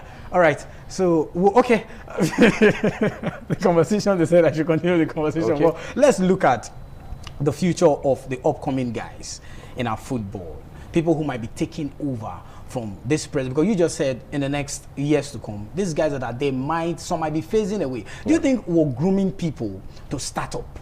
Where the Siemens will stop, where the Lukman will stop, where the Nwambalis will stop. True. Do you think we're grooming people for that? Well, for the past few years, that have been a major concern for Nigeria football. Let me put it that way. Not sport generally. I don't want to generalize it into other sports. Because Nigeria have always boasted of good under 17. We are, in fact, the highest winners of the under 17 FIFA World Cup, 5 in total. But for the past 4 years, we've been struggling to even qualify for the tournament. We are missing out on the next edition, which is coming up this year. And tentatively, we might be missing out on the next edition also, because you need to qualify through the West African WAFU B before you now go to the African Cup of Nations, before you ultimately now qualify for the under-17. Yes. Now, if we don't have a good system in grassroots football, from under-17 to the under-20s and to the Olympic football team, it might be a very huge struggle. But right now, what they are doing is investing a foreign talent. Yes. Okay. If you look at the Super Eagles squad, most people didn't notice some young lads that were part of the squad. We have Ebenezer Akinsomiru, we have Ryan Alebiosu. Did those guys play? Yeah, Ryan Alebiosu played in the game. Alan Fago also was there. Okay. They are all young lads. Some of them call them the training material, but I tell you, these guys are very exceptional. And also we had Akwa Adams. More like we already have a direct replacement for Victor Osimhen already. Yeah. And Akwa Adams is just about 24, 25 years old. So he still have the time on his side and it can go all the way. And for goalkeeping department, you have the Amaso Basioge, you have Francis Uzo, a little bit older, but other goalkeepers also out there. For the defensive lineup, we have some young lads coming in. Igbo Ogbu was there, was exceptional even in the third place game. But in the middle of the park, that's where the problem is, the midfield. The guys are getting older. You have the likes of Wilfred Ndidi, Alex Iwobi, already coming of age and might not be in the setting in the next 3, 4, 5 years. That is why it was actually painful that Nigeria missed out on the FIFA World Cup. That is why it is very painful. Osimhen now at 28 now. Tell me, in the next 4 years, will he be available to play the FIFA World Cup? That's a big question. And let's not also forget we have football age as well. Exactly, that's what I'm saying. Football age. But away from that, let's talk about the individual players themselves, because during the whole game, it's shocking to see that some persons who were bashed during the past AFCON were now being praised. Likes of Iwobi, and who other player would you say really did stand out during the match? Well, I will go for the Fulham guys. The guys that played for, the 3 guys that played for Fulham, most especially Calvin Bassey. Calvin Bassey was exceptional. Character-wise, the vibes, the playing, everything. Even down to the fact that whenever you see Calvin Bassey walking down the tunnel after any game, you always see Was he the one that prayed before? He's the one. He's the prayer. Yes, he's the prayer warrior. Calvin Bassey was exceptional. And I tell you, one of the best defenders for the tournament. Every team that we played against in the tournament ended up praising Calvin Bassey at the end of the day, to tell you that it's not just about his playing character, it's also about his vibe. One of the press parley with some of the players, Calvin Bassey was even the one with some of the players' phone, trying to have a video for them, and it was very interesting. And also Alex Iwobi was exceptional. Had a vlog for the entire tournament. He had a vlog. Most of their in-house videos that you see online, doing it. It was Alex Iwobi doing it, and the coach was even excited when we talked about it during one of the press conferences. It was like he approved of it, so that everybody can also have a good time in the tournament. And also another person that was a senior man all through was the captain of the side, Wilfred Ndidi. In one of the press conferences, something funny happened. Egyptian journalists were there, and also Moroccan journalists were there. We were asking questions in English, and they decided not to respond in English, because one of the players, I think the Egyptian striker Trezeguet, he told us that he was not going to respond in English, that he was going to respond in Arabic. So when Ndidi came in, we told him, please, don't speak English, speak Pidgin. And he did exactly the Nigerian indigenous language. He did Pidgin all through. So it's more like not just the football part, it's the vibe part, and it's very interesting, I tell you. All right, Solomon, we need to go. Thank you so much. We appreciate your time and the good time you also had in Morocco. The weather was quite better than here. Way better. Okay. I won't call it better, but it was what about too the cold. food? No. I definitely miss Nigerian food. You miss Nigerian food? Nigerian jollof? You would definitely, not just the jollof, the food generally, you miss Nigerian food. And the weather is just too cold. Welcome back. We're good to have you back home. All right, we'll take a break to hand you over to Abuja Network Center for the continuation of TMI. Stay with us.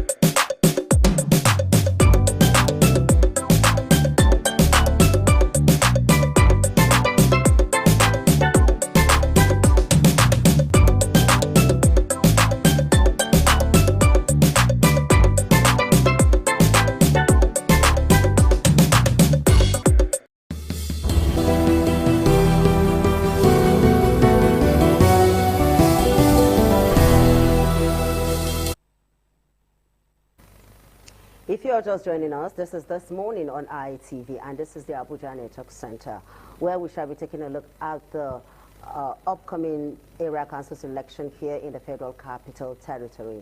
It is happening on the 21 February 2026. I don't know about you because it appears as if not much is being done, not much publicity concerning the election and all of that. But we are here to discuss some of those issues that could affect this election and how this election is going to impact on the livelihoods of FCT residents. What are the candidates like? What is the level of preparation of INEC, which is going to be scrutinized through the eyes of our political analyst, who is here with me in the studio in the person of Sam Eke. Sam Eke, you're welcome. Good morning, viewers. Good morning. So let me just get right in. I was telling you that an election is coming up. Let's just say in about a month, FCT residents will be going to the polls to elect chairman of 6 area councils, councillors, and all of that. But in the public space, while campaign is ongoing, how come everywhere is quiet? Well, I've said it before and I'll say it again. There's voters' apathy, not because Nigerians are not interested, but because maybe the attitude of INEC in the past is one of the reasons. Then political parties that are not in the rule, that is not part of the ruling party, every other political party has either internal wrangling issues here and there. You can see there's a court judgment yesterday or day before yesterday mandating one of the opposition political party that INEC should take the names of their candidate for the area council election. While the only party that don't have such internal wranglings is the ruling party. So if you look around the FCT, the only thing you see moving around is maybe the APC. And because APC have no strong opposition yet for the area council, yes, it's very clear. You can only see the APC in pockets of areas. So they are also not doing enough for campaigns. But the truth remains, INEC need to step up and build confidence among the populace. You cannot announce result at 4 a.m. in the last presidential election and you think people will wake up and start putting effort for there's a campaign, their vote will count. Yes, it might have counted, but it's not just making it seems that, oh, it's perfect. Make people believe it's perfect and make it near perfect and let it be perfect. Not just giving people hope. You hear that electronic transmission of results, all those things have weakened citizens from participating in the process. So INEC should build more confidence on the people with these pockets of cycle elections so that people can see reasons why they must participate in the process. Then, in the issue of the political parties,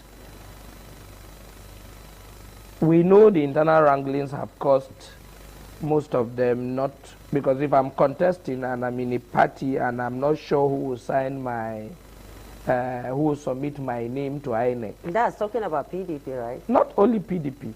You have the same issue with ADC, you have the same issue with PDP, no, but ADC, you had the same issue with Labour. In FCT, no, Labour is totally out of the picture. Yeah, in the FCT election, because they have, okay, which opposition do you have in the FCT? The parties that are visible in the FCT is APC, which is the dominant party, then you have the PDP, then you have the Labour Party. That's the 3 major parties you have in the FCT. Now, maybe with ADC? ADC is just coming up. We don't know where they are coming from. They are not visible. I don't get it. You don't know where they are coming from. No, because they are not visible in this area council. They don't even have a candidate yet. Seen. But we hope that with the judgment they have yesterday or day before yesterday, they will be able to field the candidate so that there should be a contest As we speak, no contest in the FCT area council election. But are you in not, Amak. you know, you seem to be very, very confident the way you're talking. I know you're an APC chieftain and all of that. So you now, APC candidates can go to sleep, everything is going to pan out the way they want. Wait, are you not afraid or kind of skeptical with this kind of calmness that is coming from the opposition parties? Are you not afraid of some surprises that could spring up? Well, I have told anybody who cares to listen that is contesting election that the mandate belongs to the people. You must go to the people. Whether you are APC or not, go to the people. It might surprise you. There's internal wranglings here and there. But there's also another candidate in SDP. He's also moving. We see pockets of people. The PDP, pockets of them, you know. But nobody should go and sleep and say, okay, I don't have strong opposition. Whether you have or not, please go to the people. 24 hours is a big time. And I tell the people of FCT, especially the ones in Abuja Municipal Area Council, can you please start asking your representative questions? How many billion have been given to Abuja Municipal Area Council in the last 2 or 3 years? And how much percentage have come for development in your ward? You have 12 wards in Abuja Municipal Area Council. We see hundreds of millions every month. Federal allocation coming to the area council. What are they doing with it? Houses are paying tenement rate, and some part of it is going to the area council. What are they doing with it? These are questions citizens should ask the persons who are there now. That will shape their conscience on who to vote. It is not Tea Party. People should start asking questions. The day we start asking questions in the area council election, that's the day the voter apathy will die off. Okay, apart from constituents asking questions, electorate asking questions from their representatives of what they have been doing so far, and also talking about INEC should do everything it can to restore the confidence of Nigeria. And what are other key issues that you think could influence the outcome of this election at the end of the day? Well, one thing that will influence the outcome of the area council election is that the outcome of the area council election will not be magic. You can see you have an election in the next 1 month and as if nothing is happening. There's no campaigns going on anywhere apart from the APC using the office of the chairman and also moving around. There's no opposition. So it is clear, like in Amak, that maybe if Jesus tarries and there's time, you find out that at the end of the day, the Amak chairman will emerge the winner because he's not having any opposition yet. Likely. But things might change. Things might change. I mean, 1 month is still things might change because the ADC might feel a candidate tomorrow and they start making noise. So if I'm an opposition person, what I will do is to look into the happenings in Amak in the last 3 years and ask questions on how things have gone and tell the populace nothing has actually, you know, you must downplay what government is doing and then promote yourself and give the people hope. But the opposition is not doing that.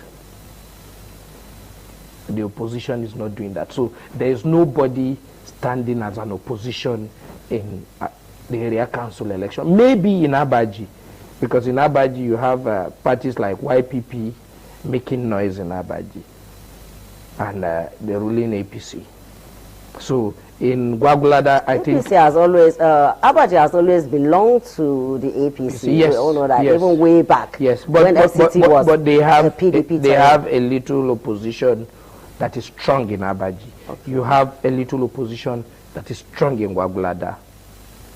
So, but in Amak, I don't think there's any fiscal opposition. Then in Kuje, you know, you have PDP as the ruling party. Even in Buhari Area Council, the APC has issues, pockets of issues with going to court, who is the candidate and who is not the candidate in Buhari Area Council. So it can still be a situation of the opposition picking Buhari Area Council if the APC don't put its house to order.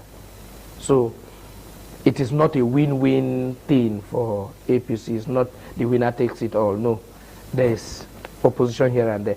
Every area council is dynamic. They have their own situations. They have their own game to play. But in Abuja Municipal Area Council, which is the seat of power in Nigeria, in the FCT, and in the area council, I can tell you that opposition is doing less, not doing enough. Okay, you've been in the Federal Capital Territory. I know at some points you almost contested, right?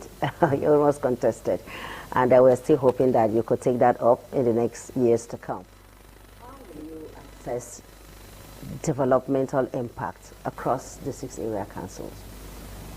Well, I have gone around the 6 area councils. I think I've gone around the 62 wards of the FCT.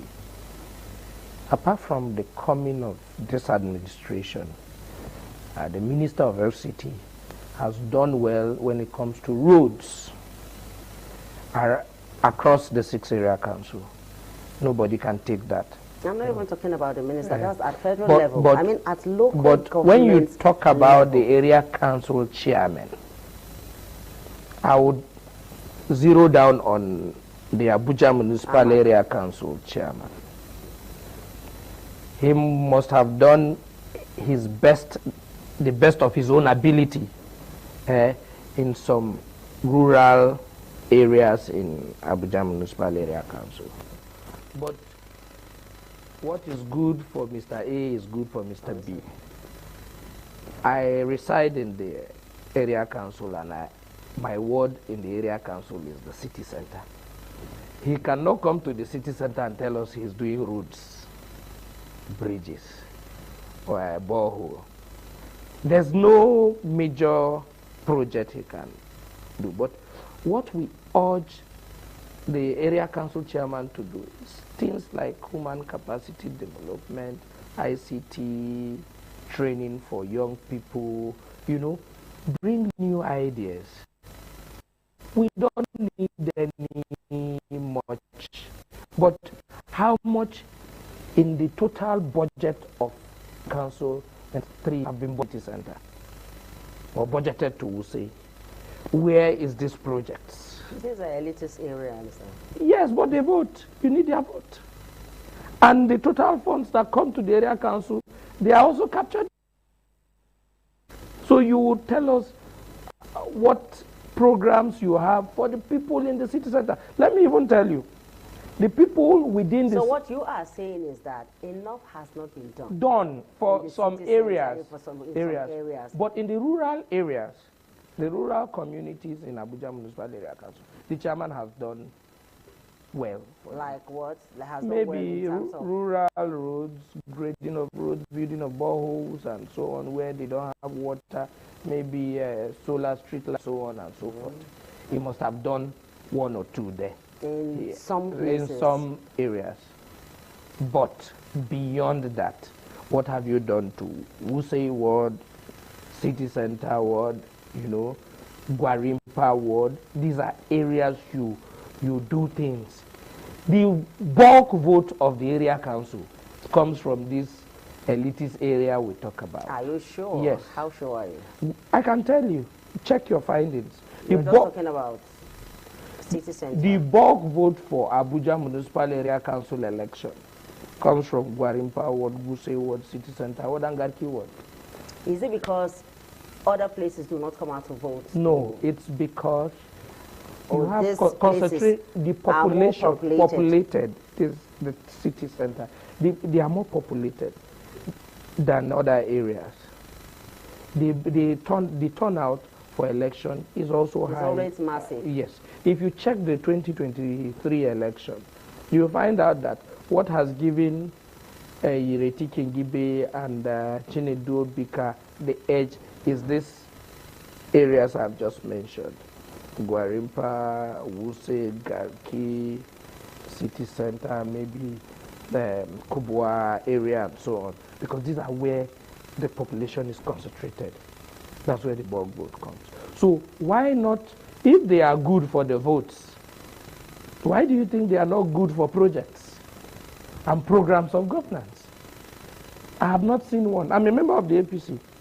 I'm in City Center. I know the chairman has done 1 or 2 street lights in some few neighborhoods in the FCT, that's solar street lights. But let's go beyond solar street lights. Let's check the percentage of what has come through. My word. It's important, I know, it's important we have a town hall where the government will explain to the populace that, oh, we did this at this area, we did this at this area, we did this at this area, we did this, to build confidence. So when we're seeking for re-election, you don't have to campaign much. Now, we believe there's no opposition, but in the next 1 month, things can change. And once it changes, you see this fire brigade approach to campaign. No, that's not what we want. Even then, if tomorrow a new person comes, there will is allocated to your government, and how much have you paid civil servants, and how much is remaining for project, and how did you share the project? Has the project gone round? So the area council chairmen are not being checkmated by the citizens, residents in their various area councils. That's why you don't even hear them. Now let's talk about Labour. You know, isn't it surprising that a party that was a strong contender in the general elections in 2023, a party that came toe-to-toe with the shakers and movers, with the sharks in the political scene, has been reduced to not participating in area council election. Now, word on the street is that the ruling party perhaps is responsible for that, has made sure that these people that gave us headache in 2023, we will not allow them to stand strong. What do you have to say to that? Well, I won't join issues with people who think that way, but I will tell you what has killed Labour is the greed of the persons who were piloting the affairs of the party. Life is give and take. If it is not me, let it be another person. You see where people grandstand that if it is not me, it's better we pull down the house. And that's what has happened to Labour Party. And the only face in the Labour Party that has made the Labour Party what it was in 2023 was their presidential candidate, Peter Obi. Remove Peter Obi from Labour, Labour is nowhere. I am saying it and I will say it confidently. The first person who made Labour visible was Mimiko. When Mimiko left, Labour died. He left with Labour to Zenith Labour Party. And the then chairman, I don't think Labour Party can ever have a chairman like Dan Ongwanyang. No time. I don't see Labour Party having such a vibrant person today. The man at the aim of affairs in Labour Party is not as vibrant as Dan. But every season has its give and take. Labour Party is gone. If P2B is gone from Labour Party is nowhere. The structure, the face of Labour Party is their presidential candidate. So I hope they understand that and put their house in order. And see, even their senatorial candidate in FCT have left the party. Yeah. So we are only waiting to see the remnant of Labour, maybe the member house of Rep, will also move with P2B, because that is, once the presidential candidate who gave them that leverage that made them what they are, because without P2B, they wouldn't have won the FCT. All right, time is really against us, but my last question is, you talked about citizens, constituents, checkmating the area council chairman. But you also know that this has to do with sensitization and awareness. In your own capacity, what have you done to sensitize citizens, to talk to electorate, to talk to constituents that, hey, you need to be asking these people questions? Well, you have seen me severally, I've said this, and I keep repeating it. I say it Beyond saying it on TV, oh no, has there been any effort in your interaction with people? Yes, I have gone further to even ask people who are close to that government, why not attract this to us? Why not do this to these people? Why not?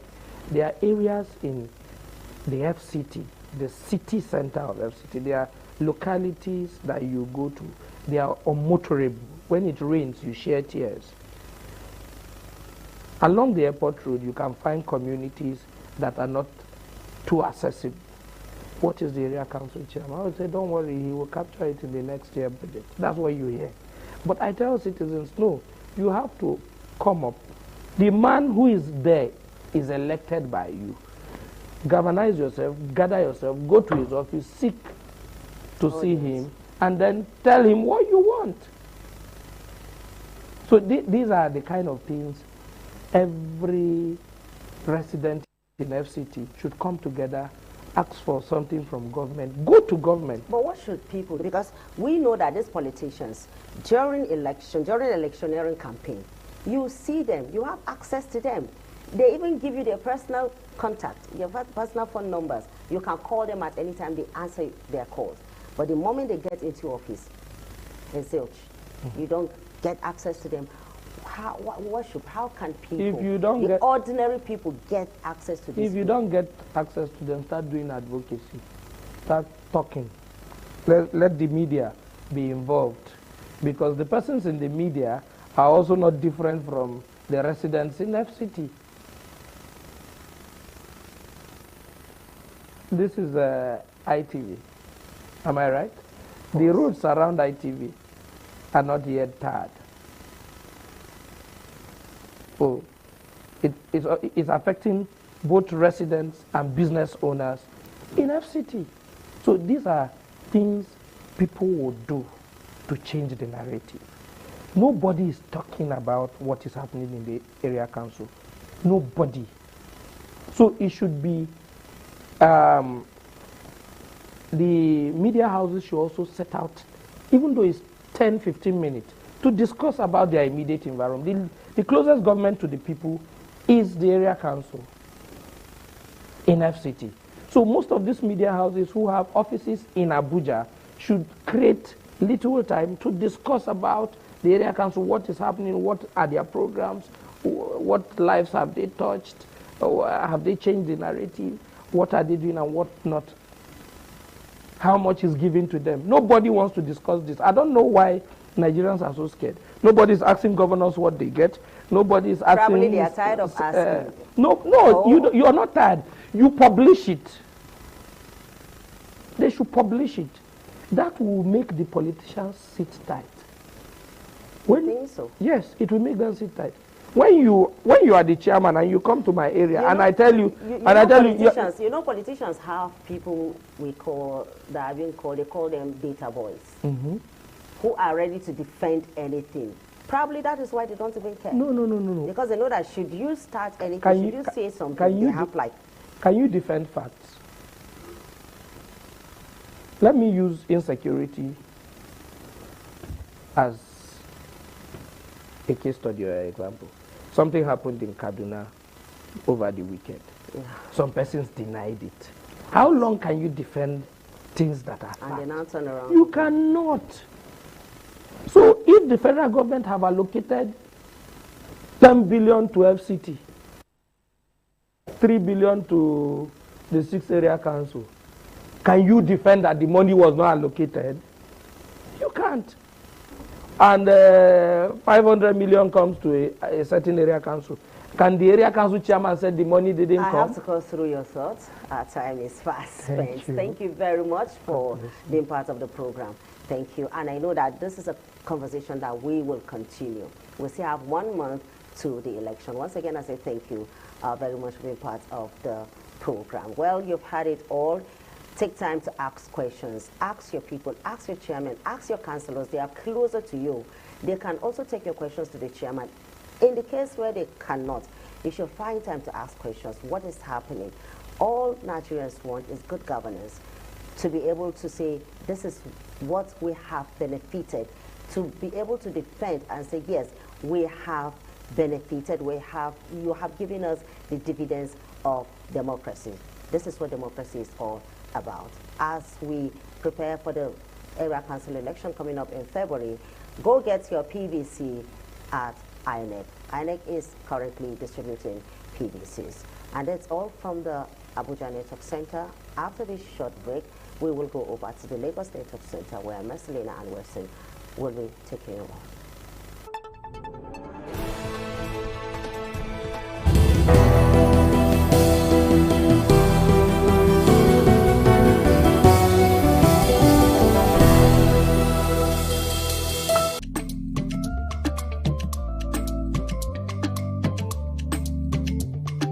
The man went out to bring in thugs to come and beat her. Yeah. In a situation like that, do you think women would have seen that and still want to speak? Really, we're talking about. That's what I said. So when they bullied her, if she's not bold enough, she will shut up. What is your advice for girls out there that are so desperate to be married? We women, we have to be really intentional about our parenting. If you know a child is being abused, or you see signs, a bruise or a child, it has to be investigated. People barely even breathe when they are going for a shrebi and something. You have to be smart. Can't sit if down. you see where they are dressing them over, dragging on both sides, you cannot breathe. And these women will stay in those events for hours just to keep up with that beauty trend. Is that healthy? That's not healthy. I am Patricia Urimu Gabriels, and we're reaching you live from our Lagos Network studio. Of course, Women in Conversation is a program designed for women to discuss about themselves.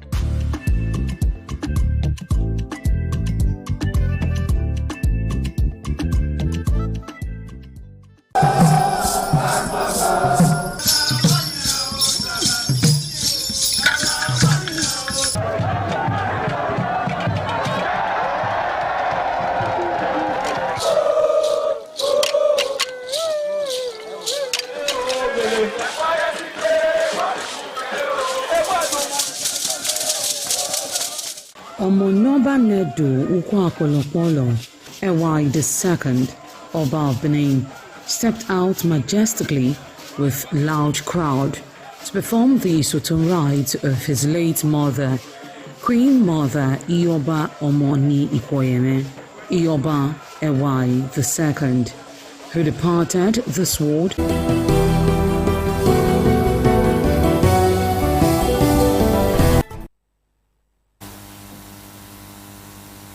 Many thanks for staying with us. We're still on This Morning on ITV, the continuation on News and Current Affairs program. I am Marcelina Unko.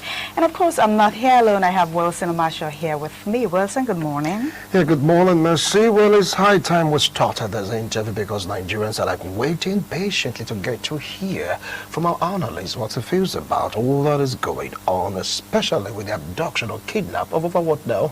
177, 160 something. We're still conflicting the figures, but all the same, he is here.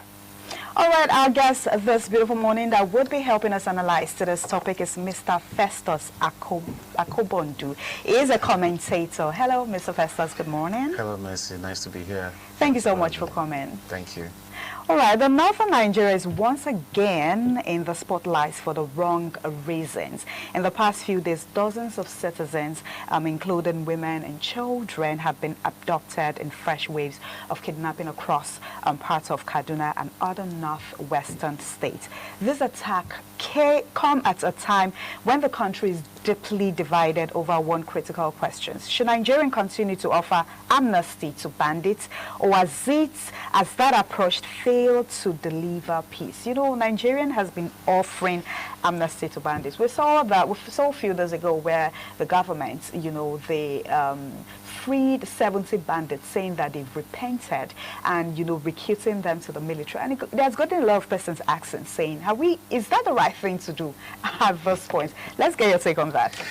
Okay, so fundamentally, first thing we ought to understand is why are we having the upscale in, you know, insurgency and kidnapping? Yeah, I believe, and it's a popular opinion among a lot of, you know, public commentators, that what we are seeing is a function of a failure in the governmental system. The governmental structures have failed. So back to your point, the reason why it's even muted as an idea for us to negotiate with terrorists or kidnappers is because the government has failed. The structure is not working. So we are literally at the mercy of the terrorists and the abductors, because in well-established countries where the structure of the institutional structures are working, you don't have things like this happening. Kidnapping is even at a very minimal level. It comes with a very harsh penalty. So you even want to think of it, knowing the consequences. But here we are in a country where the structures are not existing, the police is not existing, governance is out of the window. So that's why we have what we have. All right, we get to realize something that is conflicting aspects to know the number of persons kidnapped in Kaduna. You get a sector saying this number, that number, and of course the security agencies at first deny this. They are saying that maybe for security reasons some things have to just be kept close to the chest, so to speak, until after investigation and all that. Now you will find that the security architecture they failed. In what aspect? In what regards? Because if you can see, they went into investigation. They promised Nigerians that these persons will be released unhurt. So, in crime, there is certain structures. Classic structures. If you study how it is managed in any civilized country. Yeah. So there is the intelligence gathering or the prevention. So for prevention, you need a robust intelligence gathering. That I can almost certainly see is literally, if it is there, is not working properly. Yeah. Then two is the response when it happens. Yeah. Do we have the structure to respond rapidly and adequately and appropriately? We don't, and that is why you saw the deniers first, and then the acceptance second, and so we are almost backtracking. Not sure. So it says one out of two things. One, we don't have proper data. The numbers being bandied now, nobody has an idea what exactly is the number. We don't have proper information gathering system. So if the police cannot do that, what would the common man do? So just back to my point that, I put the blame squarely on this institutional structure. They're supposed to safeguard you and I and work properly. In the event that such things happen, then there should be proper response. And then,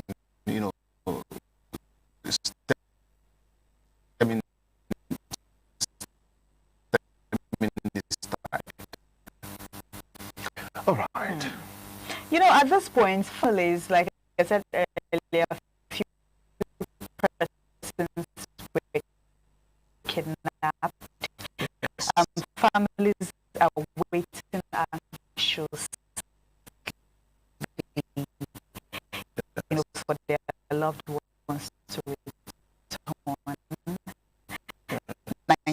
Nigerians are also asking at this point, this tough questions about security strategy, accountability, the cost of negotiating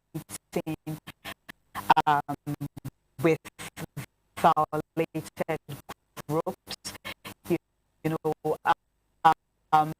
Earlier on when this whole kidnapping stuff, it has been happening, but few months back it was much. The rate of kidnapping was much, and a lot of Gumi came out to say that they're negotiating with bandits, and it's got a lot of persons asking in Nigeria, in our country, we're supposed to be negotiating with bandits. We should never be at that point. But first of all, you must understand, kidnapping generally is been happening, which is in the areas and then being in that angle to it. And then, of course, there's a religious angle to it. So you're saying majorly speaking is based on these two angles you've mentioned, outside political kidnapping. Yeah. Oh, but the US gave Nigeria a few years ago weapons to, like, combat terrorism, kidnapping, you just name it. And of course, a large sum of money have been earmarked for this purpose. How come we're not feeling the impact? So, I mean, listen, it's the same thing I wanted to say. So, typically, when people analyze these issues, they go back to, they say driving it, they say, I look at, first of all, look around. Every country where you have kidnapping that is very rife, they are very symptomatic of a collapsed structural systemic problem. Yeah? So, the US can donate all they want. They can give us all the bombs they want. If we don't have the political will and the government structures properly to enforce, because crime everywhere is just deterrent. When you the consequence of it, you don't bother to try to commit it. And that's why in Senate crimes, the institution, I still come back to it, the institution of state is so robust and so strong that when you think of, there's a report I heard recently in America, they were planning to bomb a place, and they're arresting them at the point of planning. That's how the state, nips this in the bud. And so by the time you make example of one or two people, then you use it as a deterrent for others. So you're faulting now the security architecture of this country? I put it, the security agencies can do as much as they can, but you see, the problem is come back to the governmental structure.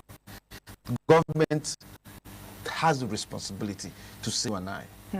Tell me if that is working. So they have the, but they're not doing it. That's where the real problem is. So to what extent in this insecurity driven by criminality versus ideological motives? Yeah, so that if you remember when I said about the religious, kidnapping. Okay. Yeah. And the commercial. Yeah, and the commercial. So gain and ideology are two demonic combos if you put it together. Yeah, demonic combo. I like that phrase, demonic combo. Yeah. So in most, especially in the southern. Okay. So let's do a comparison. Okay. If you look at the southern part of Nigeria, what you will find is more of political kidnapping and commercial kidnapping. The preponderance of that. Yeah. And why is so?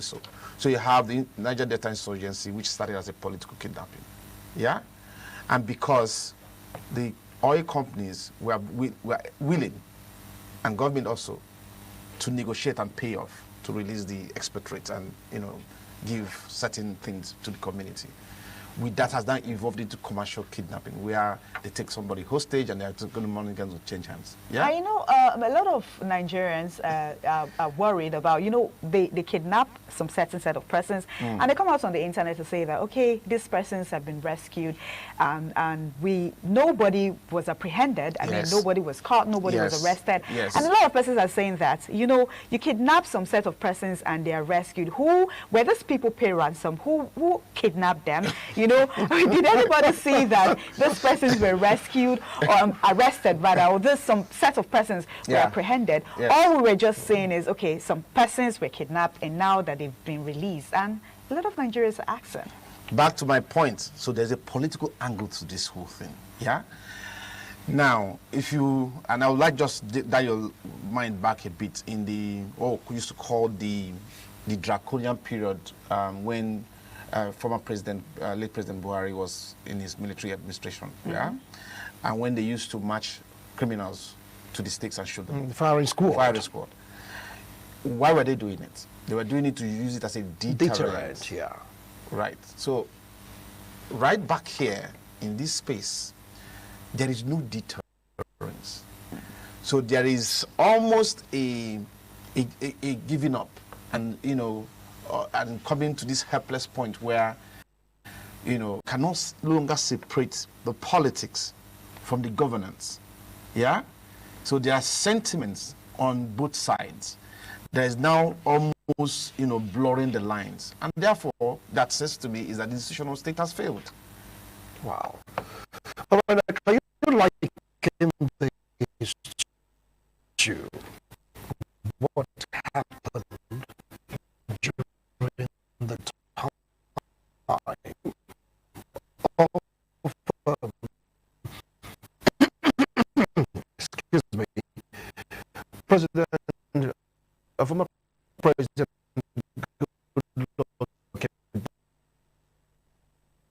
Jonathan. Yes. These are the Chibok girls. Yes. Can you liken it to this particular situation? Now, I remember when the Chibok girls case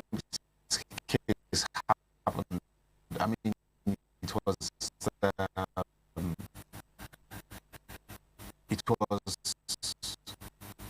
some commentators said, you know, it was proper information gathering leading to, you know, the event. We also did not have a proper response to the event. We also did not have a proper closure to that issue.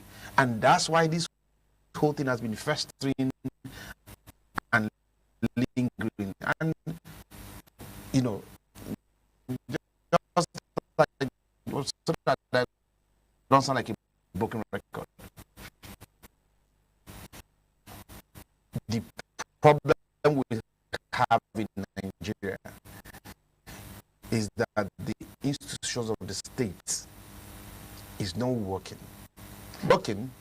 It is where, because it has a political undertone, it has a religious undertone, it has every commercial undertone. Yeah, and so that's why it's quite a messy situation.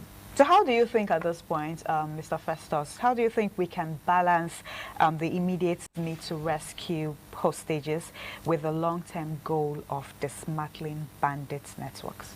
So it starts with, so first of all, we need to arrest the situation.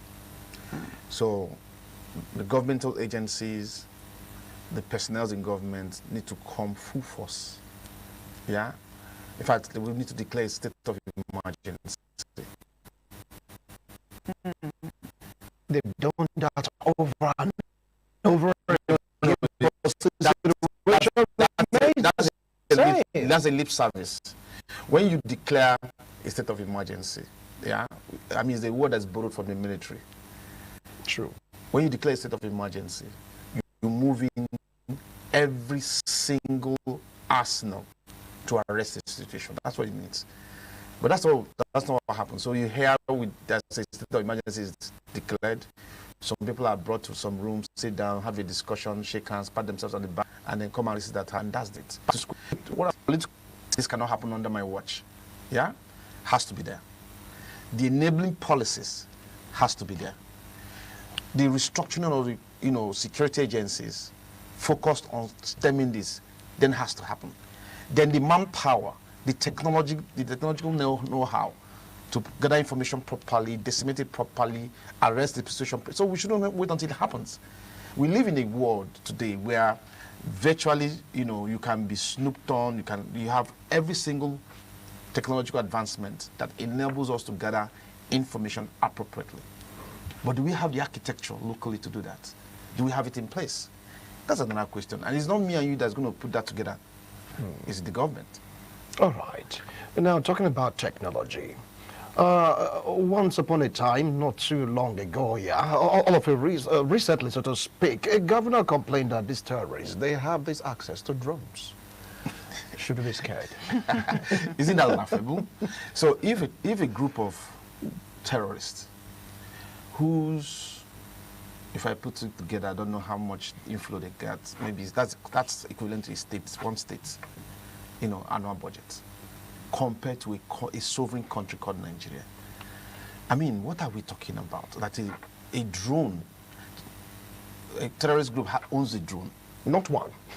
No, if let's say that this is like a drone attack. It was on air. I mean, I have 22-year-olds that can manufacture drones and operate it. So talk less of governmental agencies who have international networks, international collaborations. Yeah. What you're saying is somebody shouting wolf when there is no wolf. Because the bigger wolf is the person in my book. You have mission, you have access to security agencies. So if something happens in your state, as a chief security officer, you are the person who is supposed to arrest it. Yeah? And so not claiming that you're helpless. And then if you're helpless, is it me and you who are the common man? Because you could see the state of helplessness all over the face of the governor complaining. In northern Nigeria, it was like they have drones. You could see the palpable fear on his face. The problem is not the drones that the terrorists have. The problem is that there's no security infrastructure to counter the drones. And another thing is, how are they getting this equipment? How are they getting this? Because there are a lot of speculation saying that those people are working with the government. Yes. So I mean, I've heard in some certain quarters that, there's saboteurs, they're sabotaging, government. And there's this popular saying that Nigerians are one of the most unpatriotic people. Yeah? So we sabotage ourselves. In the midst of, somebody said to that time we were having a conversation that one of the reasons why the insurgency that we have seen in the northern part of Nigeria has continued unabated is because there is deeper level of sabotaging happening. Yeah? People who you think are on your side, on the side of the right or side of, government is actually against it. So they are the ones feeding the information to the terrorists. That's on one side. The second point to ask is in terms of funding.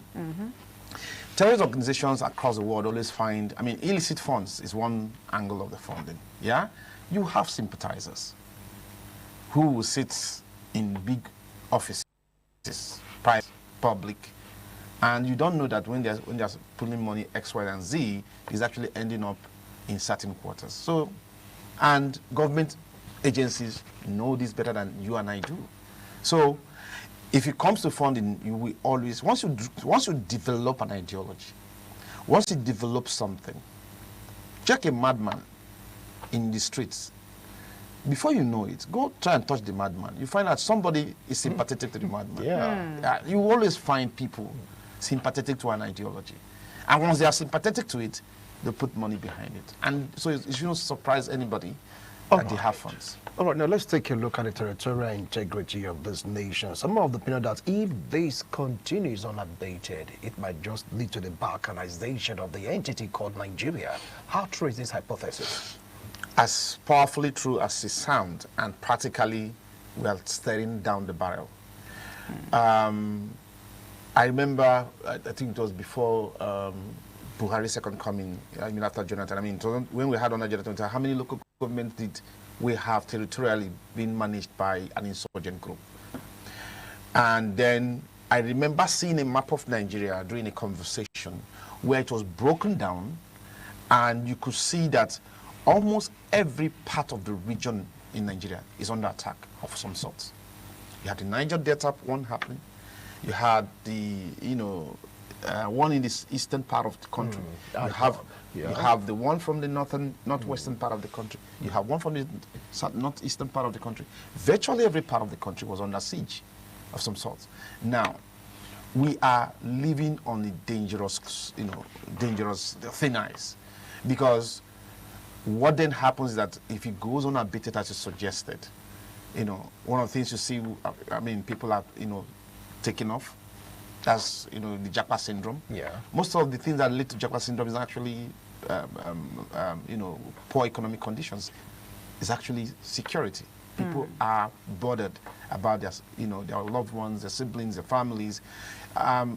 If you've ever seen somebody who's been kidnapped and the trauma you go through, yeah, there is a number I saw recently that, in 2025 or thereabout, we had over 7,500 kidnappings.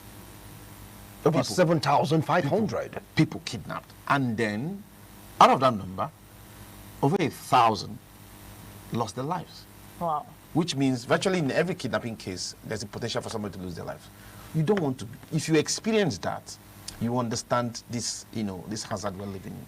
So, the collapse of the country,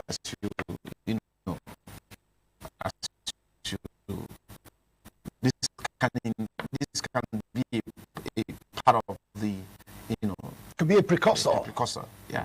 And during the period of the affecting security issues, they tell you that the kidnapping cases they've been hearing, they're scared of coming back to the country. So at this point, what do you think the government can do to, to make the issue of insecurity, to tackle the issue of insecurity in the country? Let's go back to the basics. What starts this problem?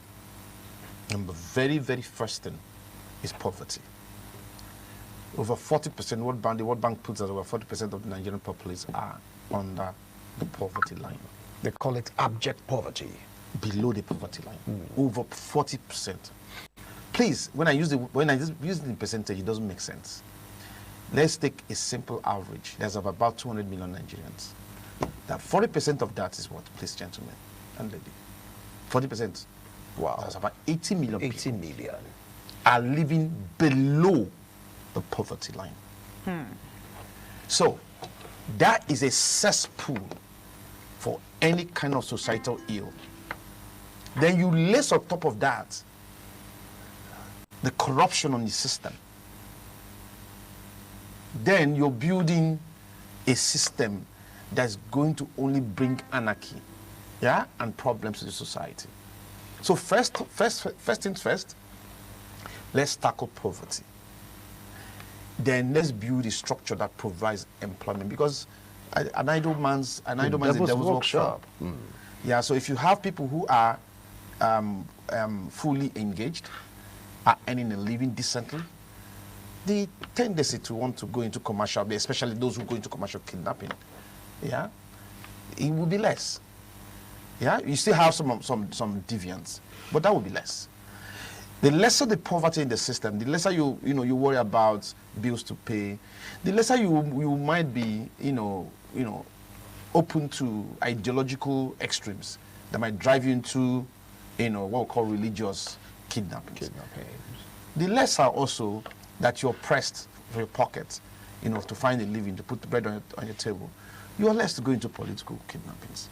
So it's like a domino effect. So if you don't fix the fundamentals, it keeps building. All right, let's come to the aspect of security before calling to wrap on this discussion segment. Some of the opinion that the security vote issue, or will I say the money earmarked rather for security vote, is not helping the matter. Because from what they opine, the more the crisis, the bigger your security vote. I don't think it's going to be encouraging some governors to be, nonchalant about what is going on. They be like, just give us more money. We have serious issues here. Bring the money, increase our votes and all that. Listen, you and I will talk like people on the streets. If you have friends in government, ask them what they do with security votes. Good question. The minister has a security at a high level. Where does all the they share the money among themselves. They use it for political scores. Yeah. So the money meant for security doesn't actually go to security. It is just a name used to filter the money away. So the light crumbs. Interesting. The money made for security doesn't go to security.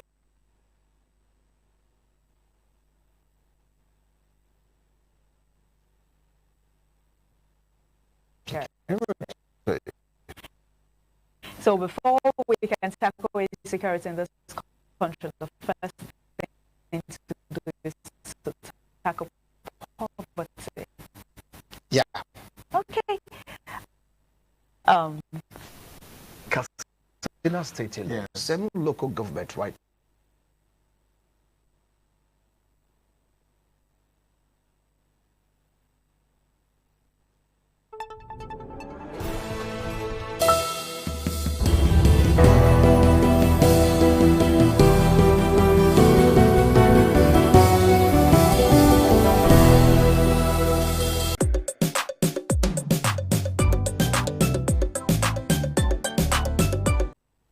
Sustainable. Yeah? Don't start what you can't finish. Don't start what you can't Don't finish. start what you can finish it. Thank you so much. First, so really We'll now move over to our Benin Network Center for the continuation of TMI. Lawrence, over now to you.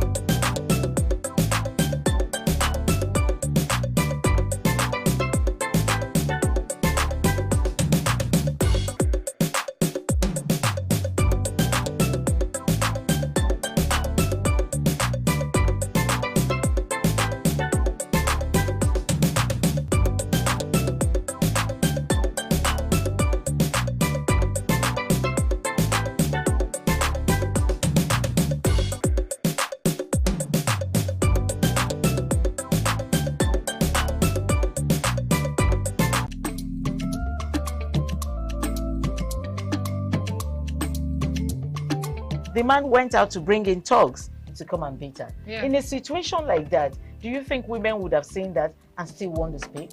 Really, we're talking That's about... what I said. So that's... when they bullied her, now, if she's not bold enough, she will shut up. What is your advice for girls out there that are so desperate to be married? We women, we have to be really intentional about our parenting.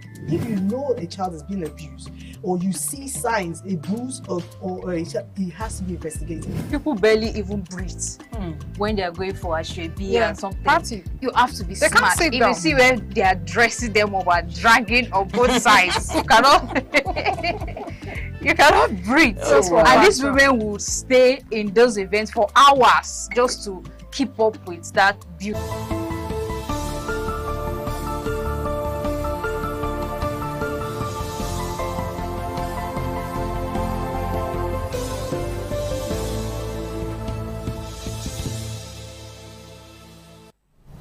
A very pleasant morning to you, and thank you for joining us on the AM News Update on ITV. I am Lawrence Osifo.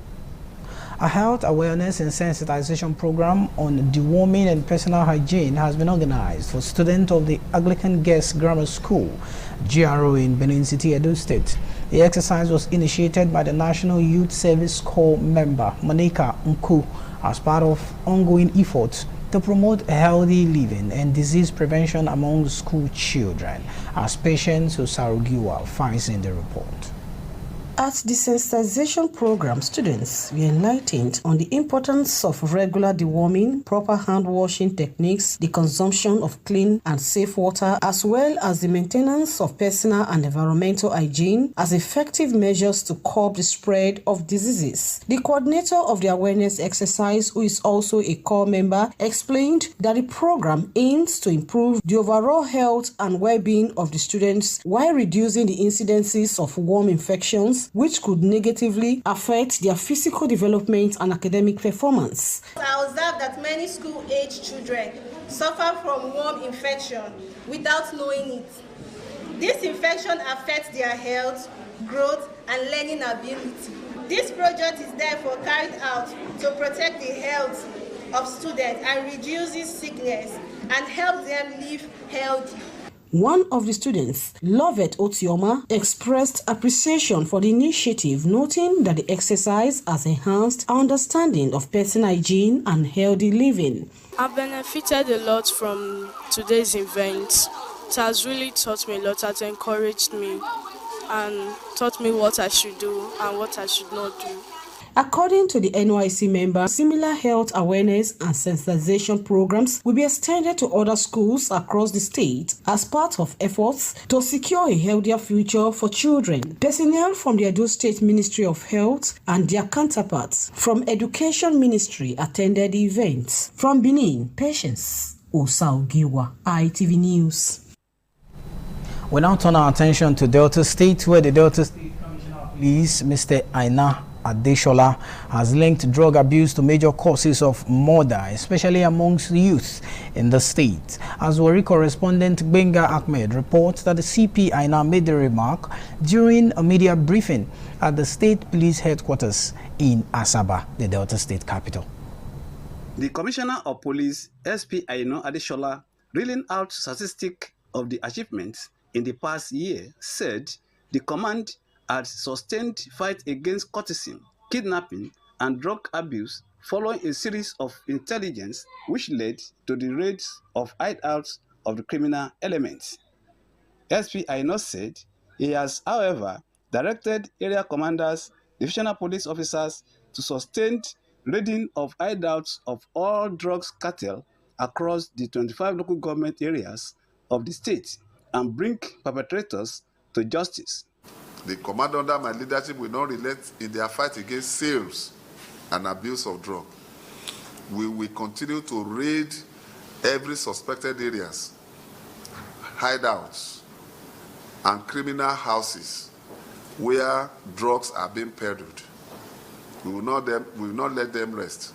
I also urge the members of the public, particularly those in the state, to support and cooperate with the state government and police in the fight against crime. The Commissioner of Police later displayed illicit drugs recovered from the drug barons and weapons recovered from the hoodlums. SP Aina reaffirmed the command's commitment to the protection of life and property and assured residents of adequate security across the state. From Asaba, Benga Ahmed, ITV News. In Niger State, north-central Nigeria, where Governor Umaru Bago has issued 2-month ultimatum to residents of the Kainji Lake Forest to vacate the area for resettlement to avoid colossal damage as government perfects plans to bombard the forest and reclaim it from bandits. Governor Bago disclosed this during a second condolence visit to the Emir of Bogu, Alhaji Mohammed Dantoru. Correspondent Umma Mohammed files and reports. While condoling with the people of Bargu for the second time, Governor Umar Muhammad Bago urged the Emir of Bargu and other traditional rulers to cooperate with security agents by revealing the identity of informants in their community. He said the activities of informants are posing serious threat, thereby sabotaging the efforts of the government in the fight against banditry. Now it's a call on all these communities to leave the Kainji Lake and come out and be resettled by the Emir Council in a place where they become big towns. So we have given an ultimatum of 2 months that every community that's within that forest should come out and we'll resettle them. So we are very serious about it. We are going to take over this forest. We are going to burn it down. We are going to smoke them, and we are going to make sure that that land becomes very, very habitable. In his response, the Emir of Bargu, His Royal Highness Alhaji Muhammad Dantoro, declared his full support to the government in the effort to rid the forest of banditry. The informants are within us, and we know, and we are assuring the governor and the people that we'll flush them out accordingly, inshallah. We will not leave any stone unturned, because the security of our people and their property is paramount important to us. It is the hope of residents that this measure will be a stepping stone towards ending the prolonged banditry in the Kainji Lake Forest in Niger State, where hundreds of people were killed while others were kidnapped. From Mina, Niger State Headquarters, Umar Mohammed, ITV News. From Niger to Kaduna, where the Nigeria Police Force has confirmed that an incident of abduction happened and took place at the Komi Wali community in Kajuru local government area of Kaduna State, following days of denial, uncertainty, and conflicting reports on the incident. The statement issued by the Force Public Relations Officer CSP Benjamin Hundeyi acknowledged that the incident, which sparked fear and anxiety amongst residents, was initially disputed during a meeting of the Kaduna State Security Council convened by Governor Uba Sani. He explains that the subsequent verification from operational units and intelligence sources has confirmed that the incident did occur in the state. According to the force, Some individuals from the affected local government area described the report as false, creating uncertainty in the need for further verification by security agencies.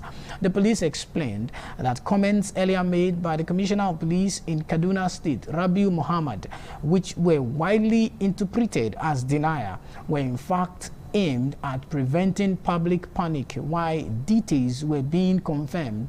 The police says that the tactical unit have been deployed, patrols intensified, and targeted search and rescue operations are underway to locate and safely rescue the victims while restoring calm to the area. It, however, appealed to the public and the media to rely only on the official sources for verified information and to avoid speculations that could jeopardize ongoing operations.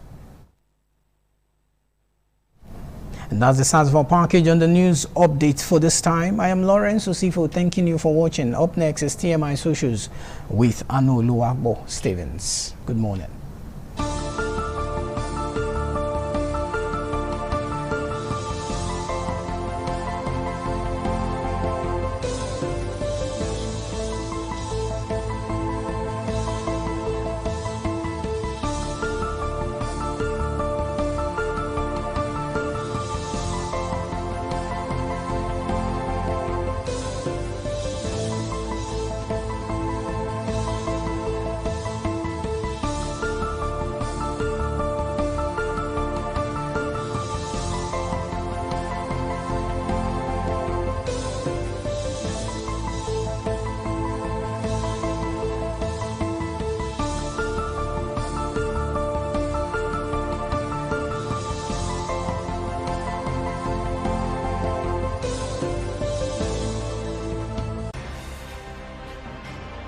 ITV, certainly the best.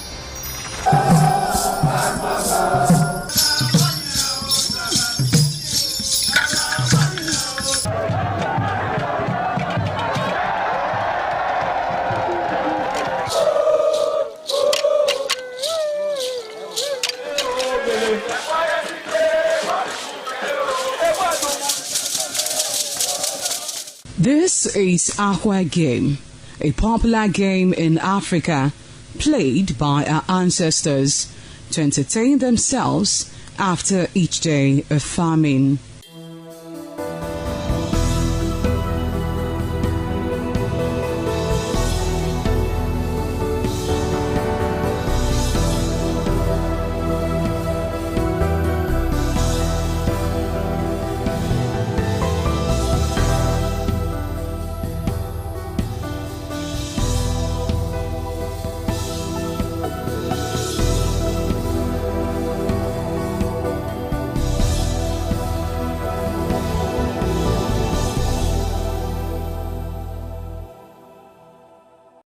It is also relevant in our coronation in Africa.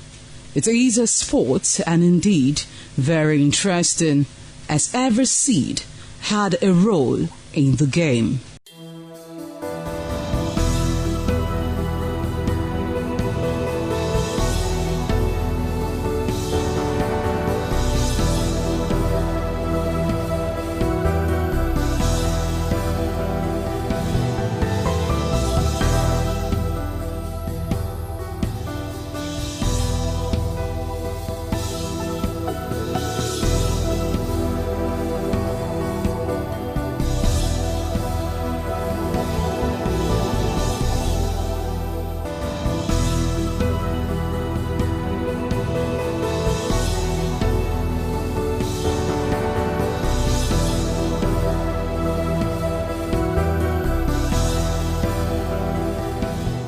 Playtime is 45 minutes per set.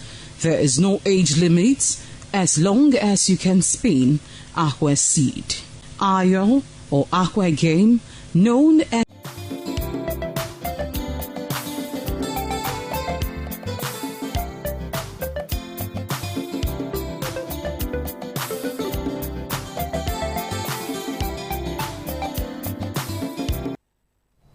Jolly good morning. This is TMI Socials. I am Anuluwakbo Stevens. I better still call me a social media butterfly. And I'll tell you what, today we begin in Abia State, where we saw a man armed with cutlass disrupted a church vigil in Umuahia, the Abia State capital, in protest against noise pollution from the church loud services. The incident, which was captured on video, has ignited debate on social media over the impact of excessive noise from churches and other establishments in residential areas. Now, while some observers sympathized with the man's frustration, others condemned his use of violence as a means of protest. Let's take a look.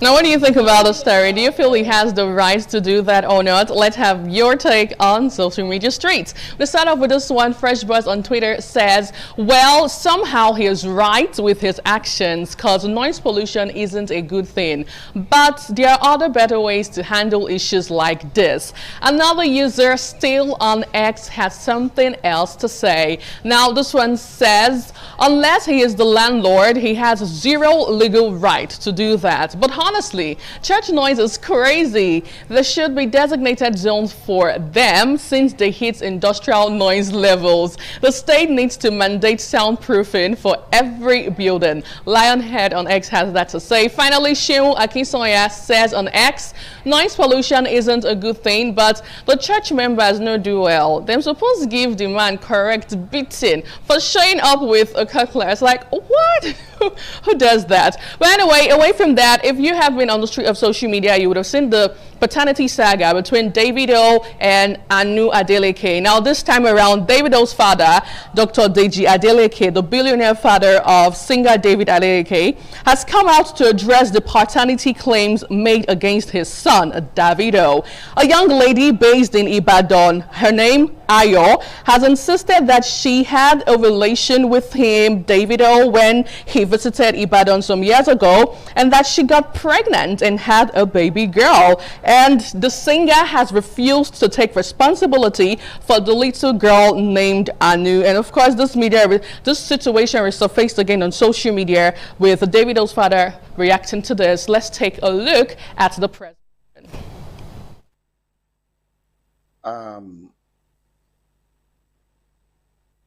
My name is Deji Adeleke. You are all welcome to our home.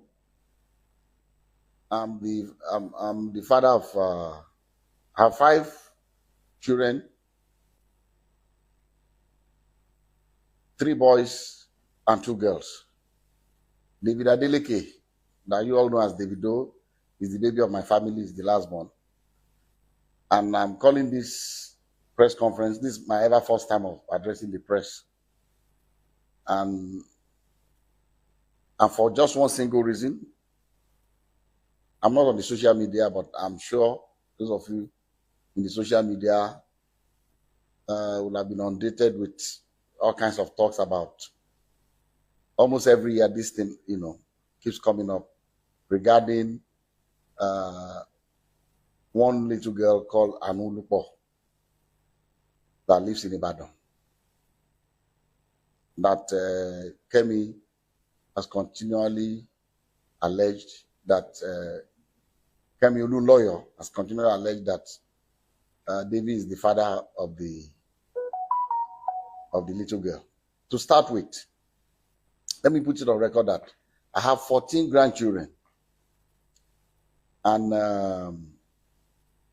I'll tell you the story about Anulupo and what has happened since.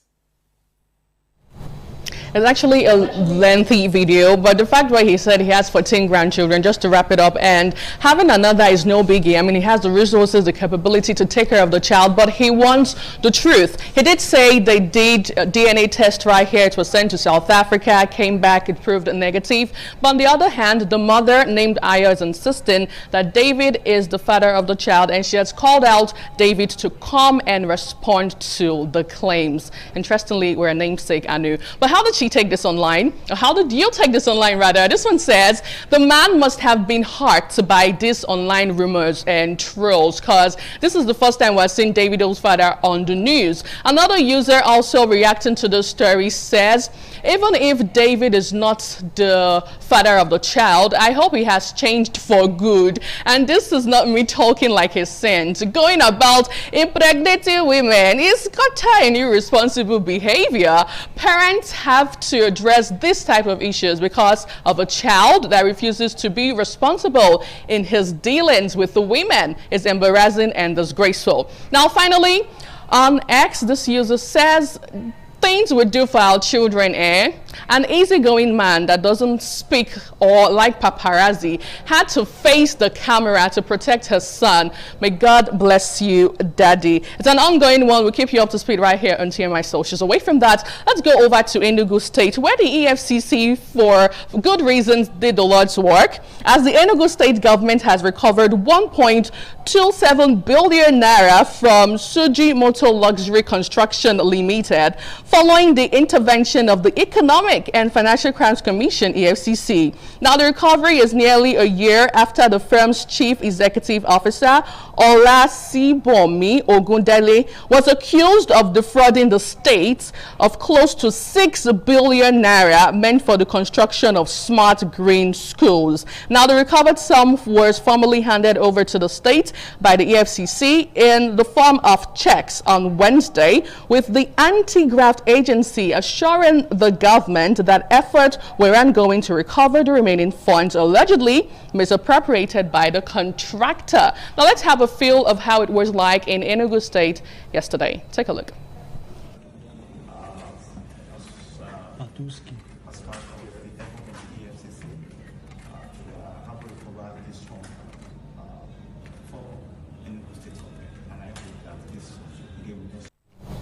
Tweets and reactions. We start off with this user on X who says, recovering the money alone is not enough. There should be also full accountability on how it will be used for the state development. Another user on X reacting to this, Kim Dahl, says, that's not enough. He must do jail. It's all right. Now, still on the story, this one says, a gentle reminder, demand what is due you.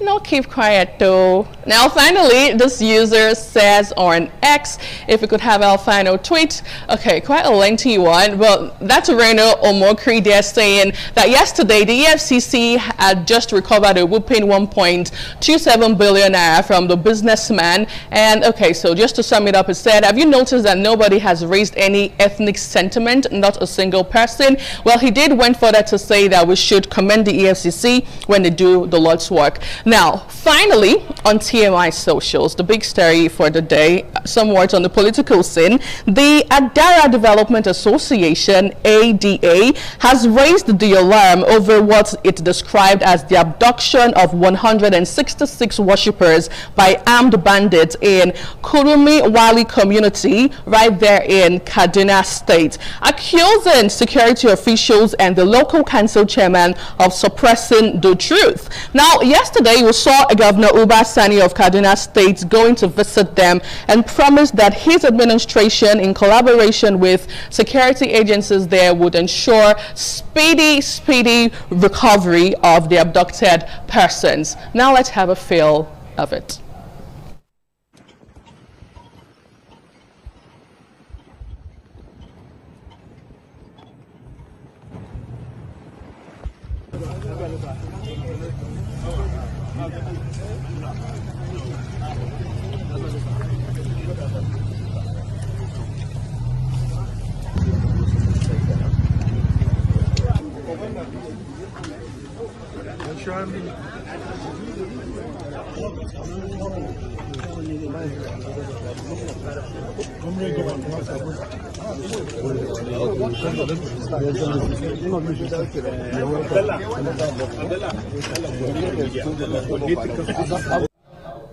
So we did hear that persons who got kidnapped were from Aqua Church and also Cherubim and Seraphim Bible Ministries. Now let's move over to reactions online. We'll start with this one who says, they denied it ever happened, tagging Rep. Relly Moore. Please be aware that over 170 Christians were kidnapped last Sunday and our government previously denied it ever happened. Another user reacting on X says, thank you, Governor Uba Sani, for the swift response. Unlike our president, who would rather choose to go on vacation than to attend to national security pressing need. Please keep to your promise and ensure their release. But I noticed the lack of government presence in Kajuru local government area. Take a look at the road and the environment. Now watch them come here to campaign with, I will fix your road and insecurities. Same strategy every day. Now finally, this user on X, Summer Doors, says, it seems communities are using this to collect money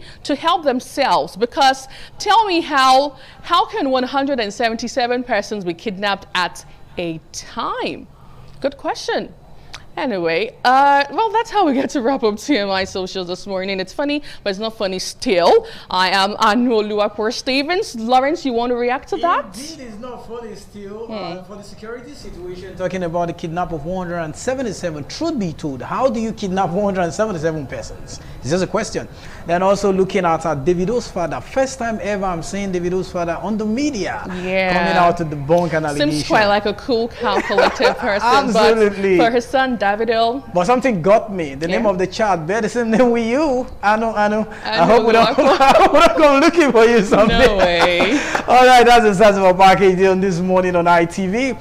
From our Benin, Lagos, and Abuja network centers, on behalf of my colleagues that did justice to the show this morning, we'll be back again next week, God willing. I am Lawrence Osifo. We'll see you on the next one. Bye for now.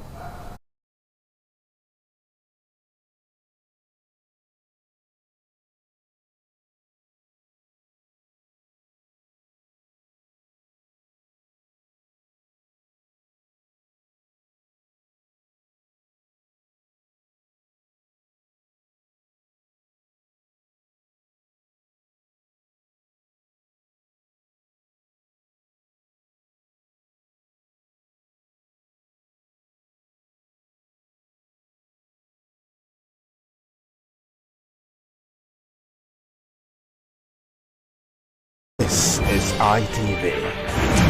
Certainly the best.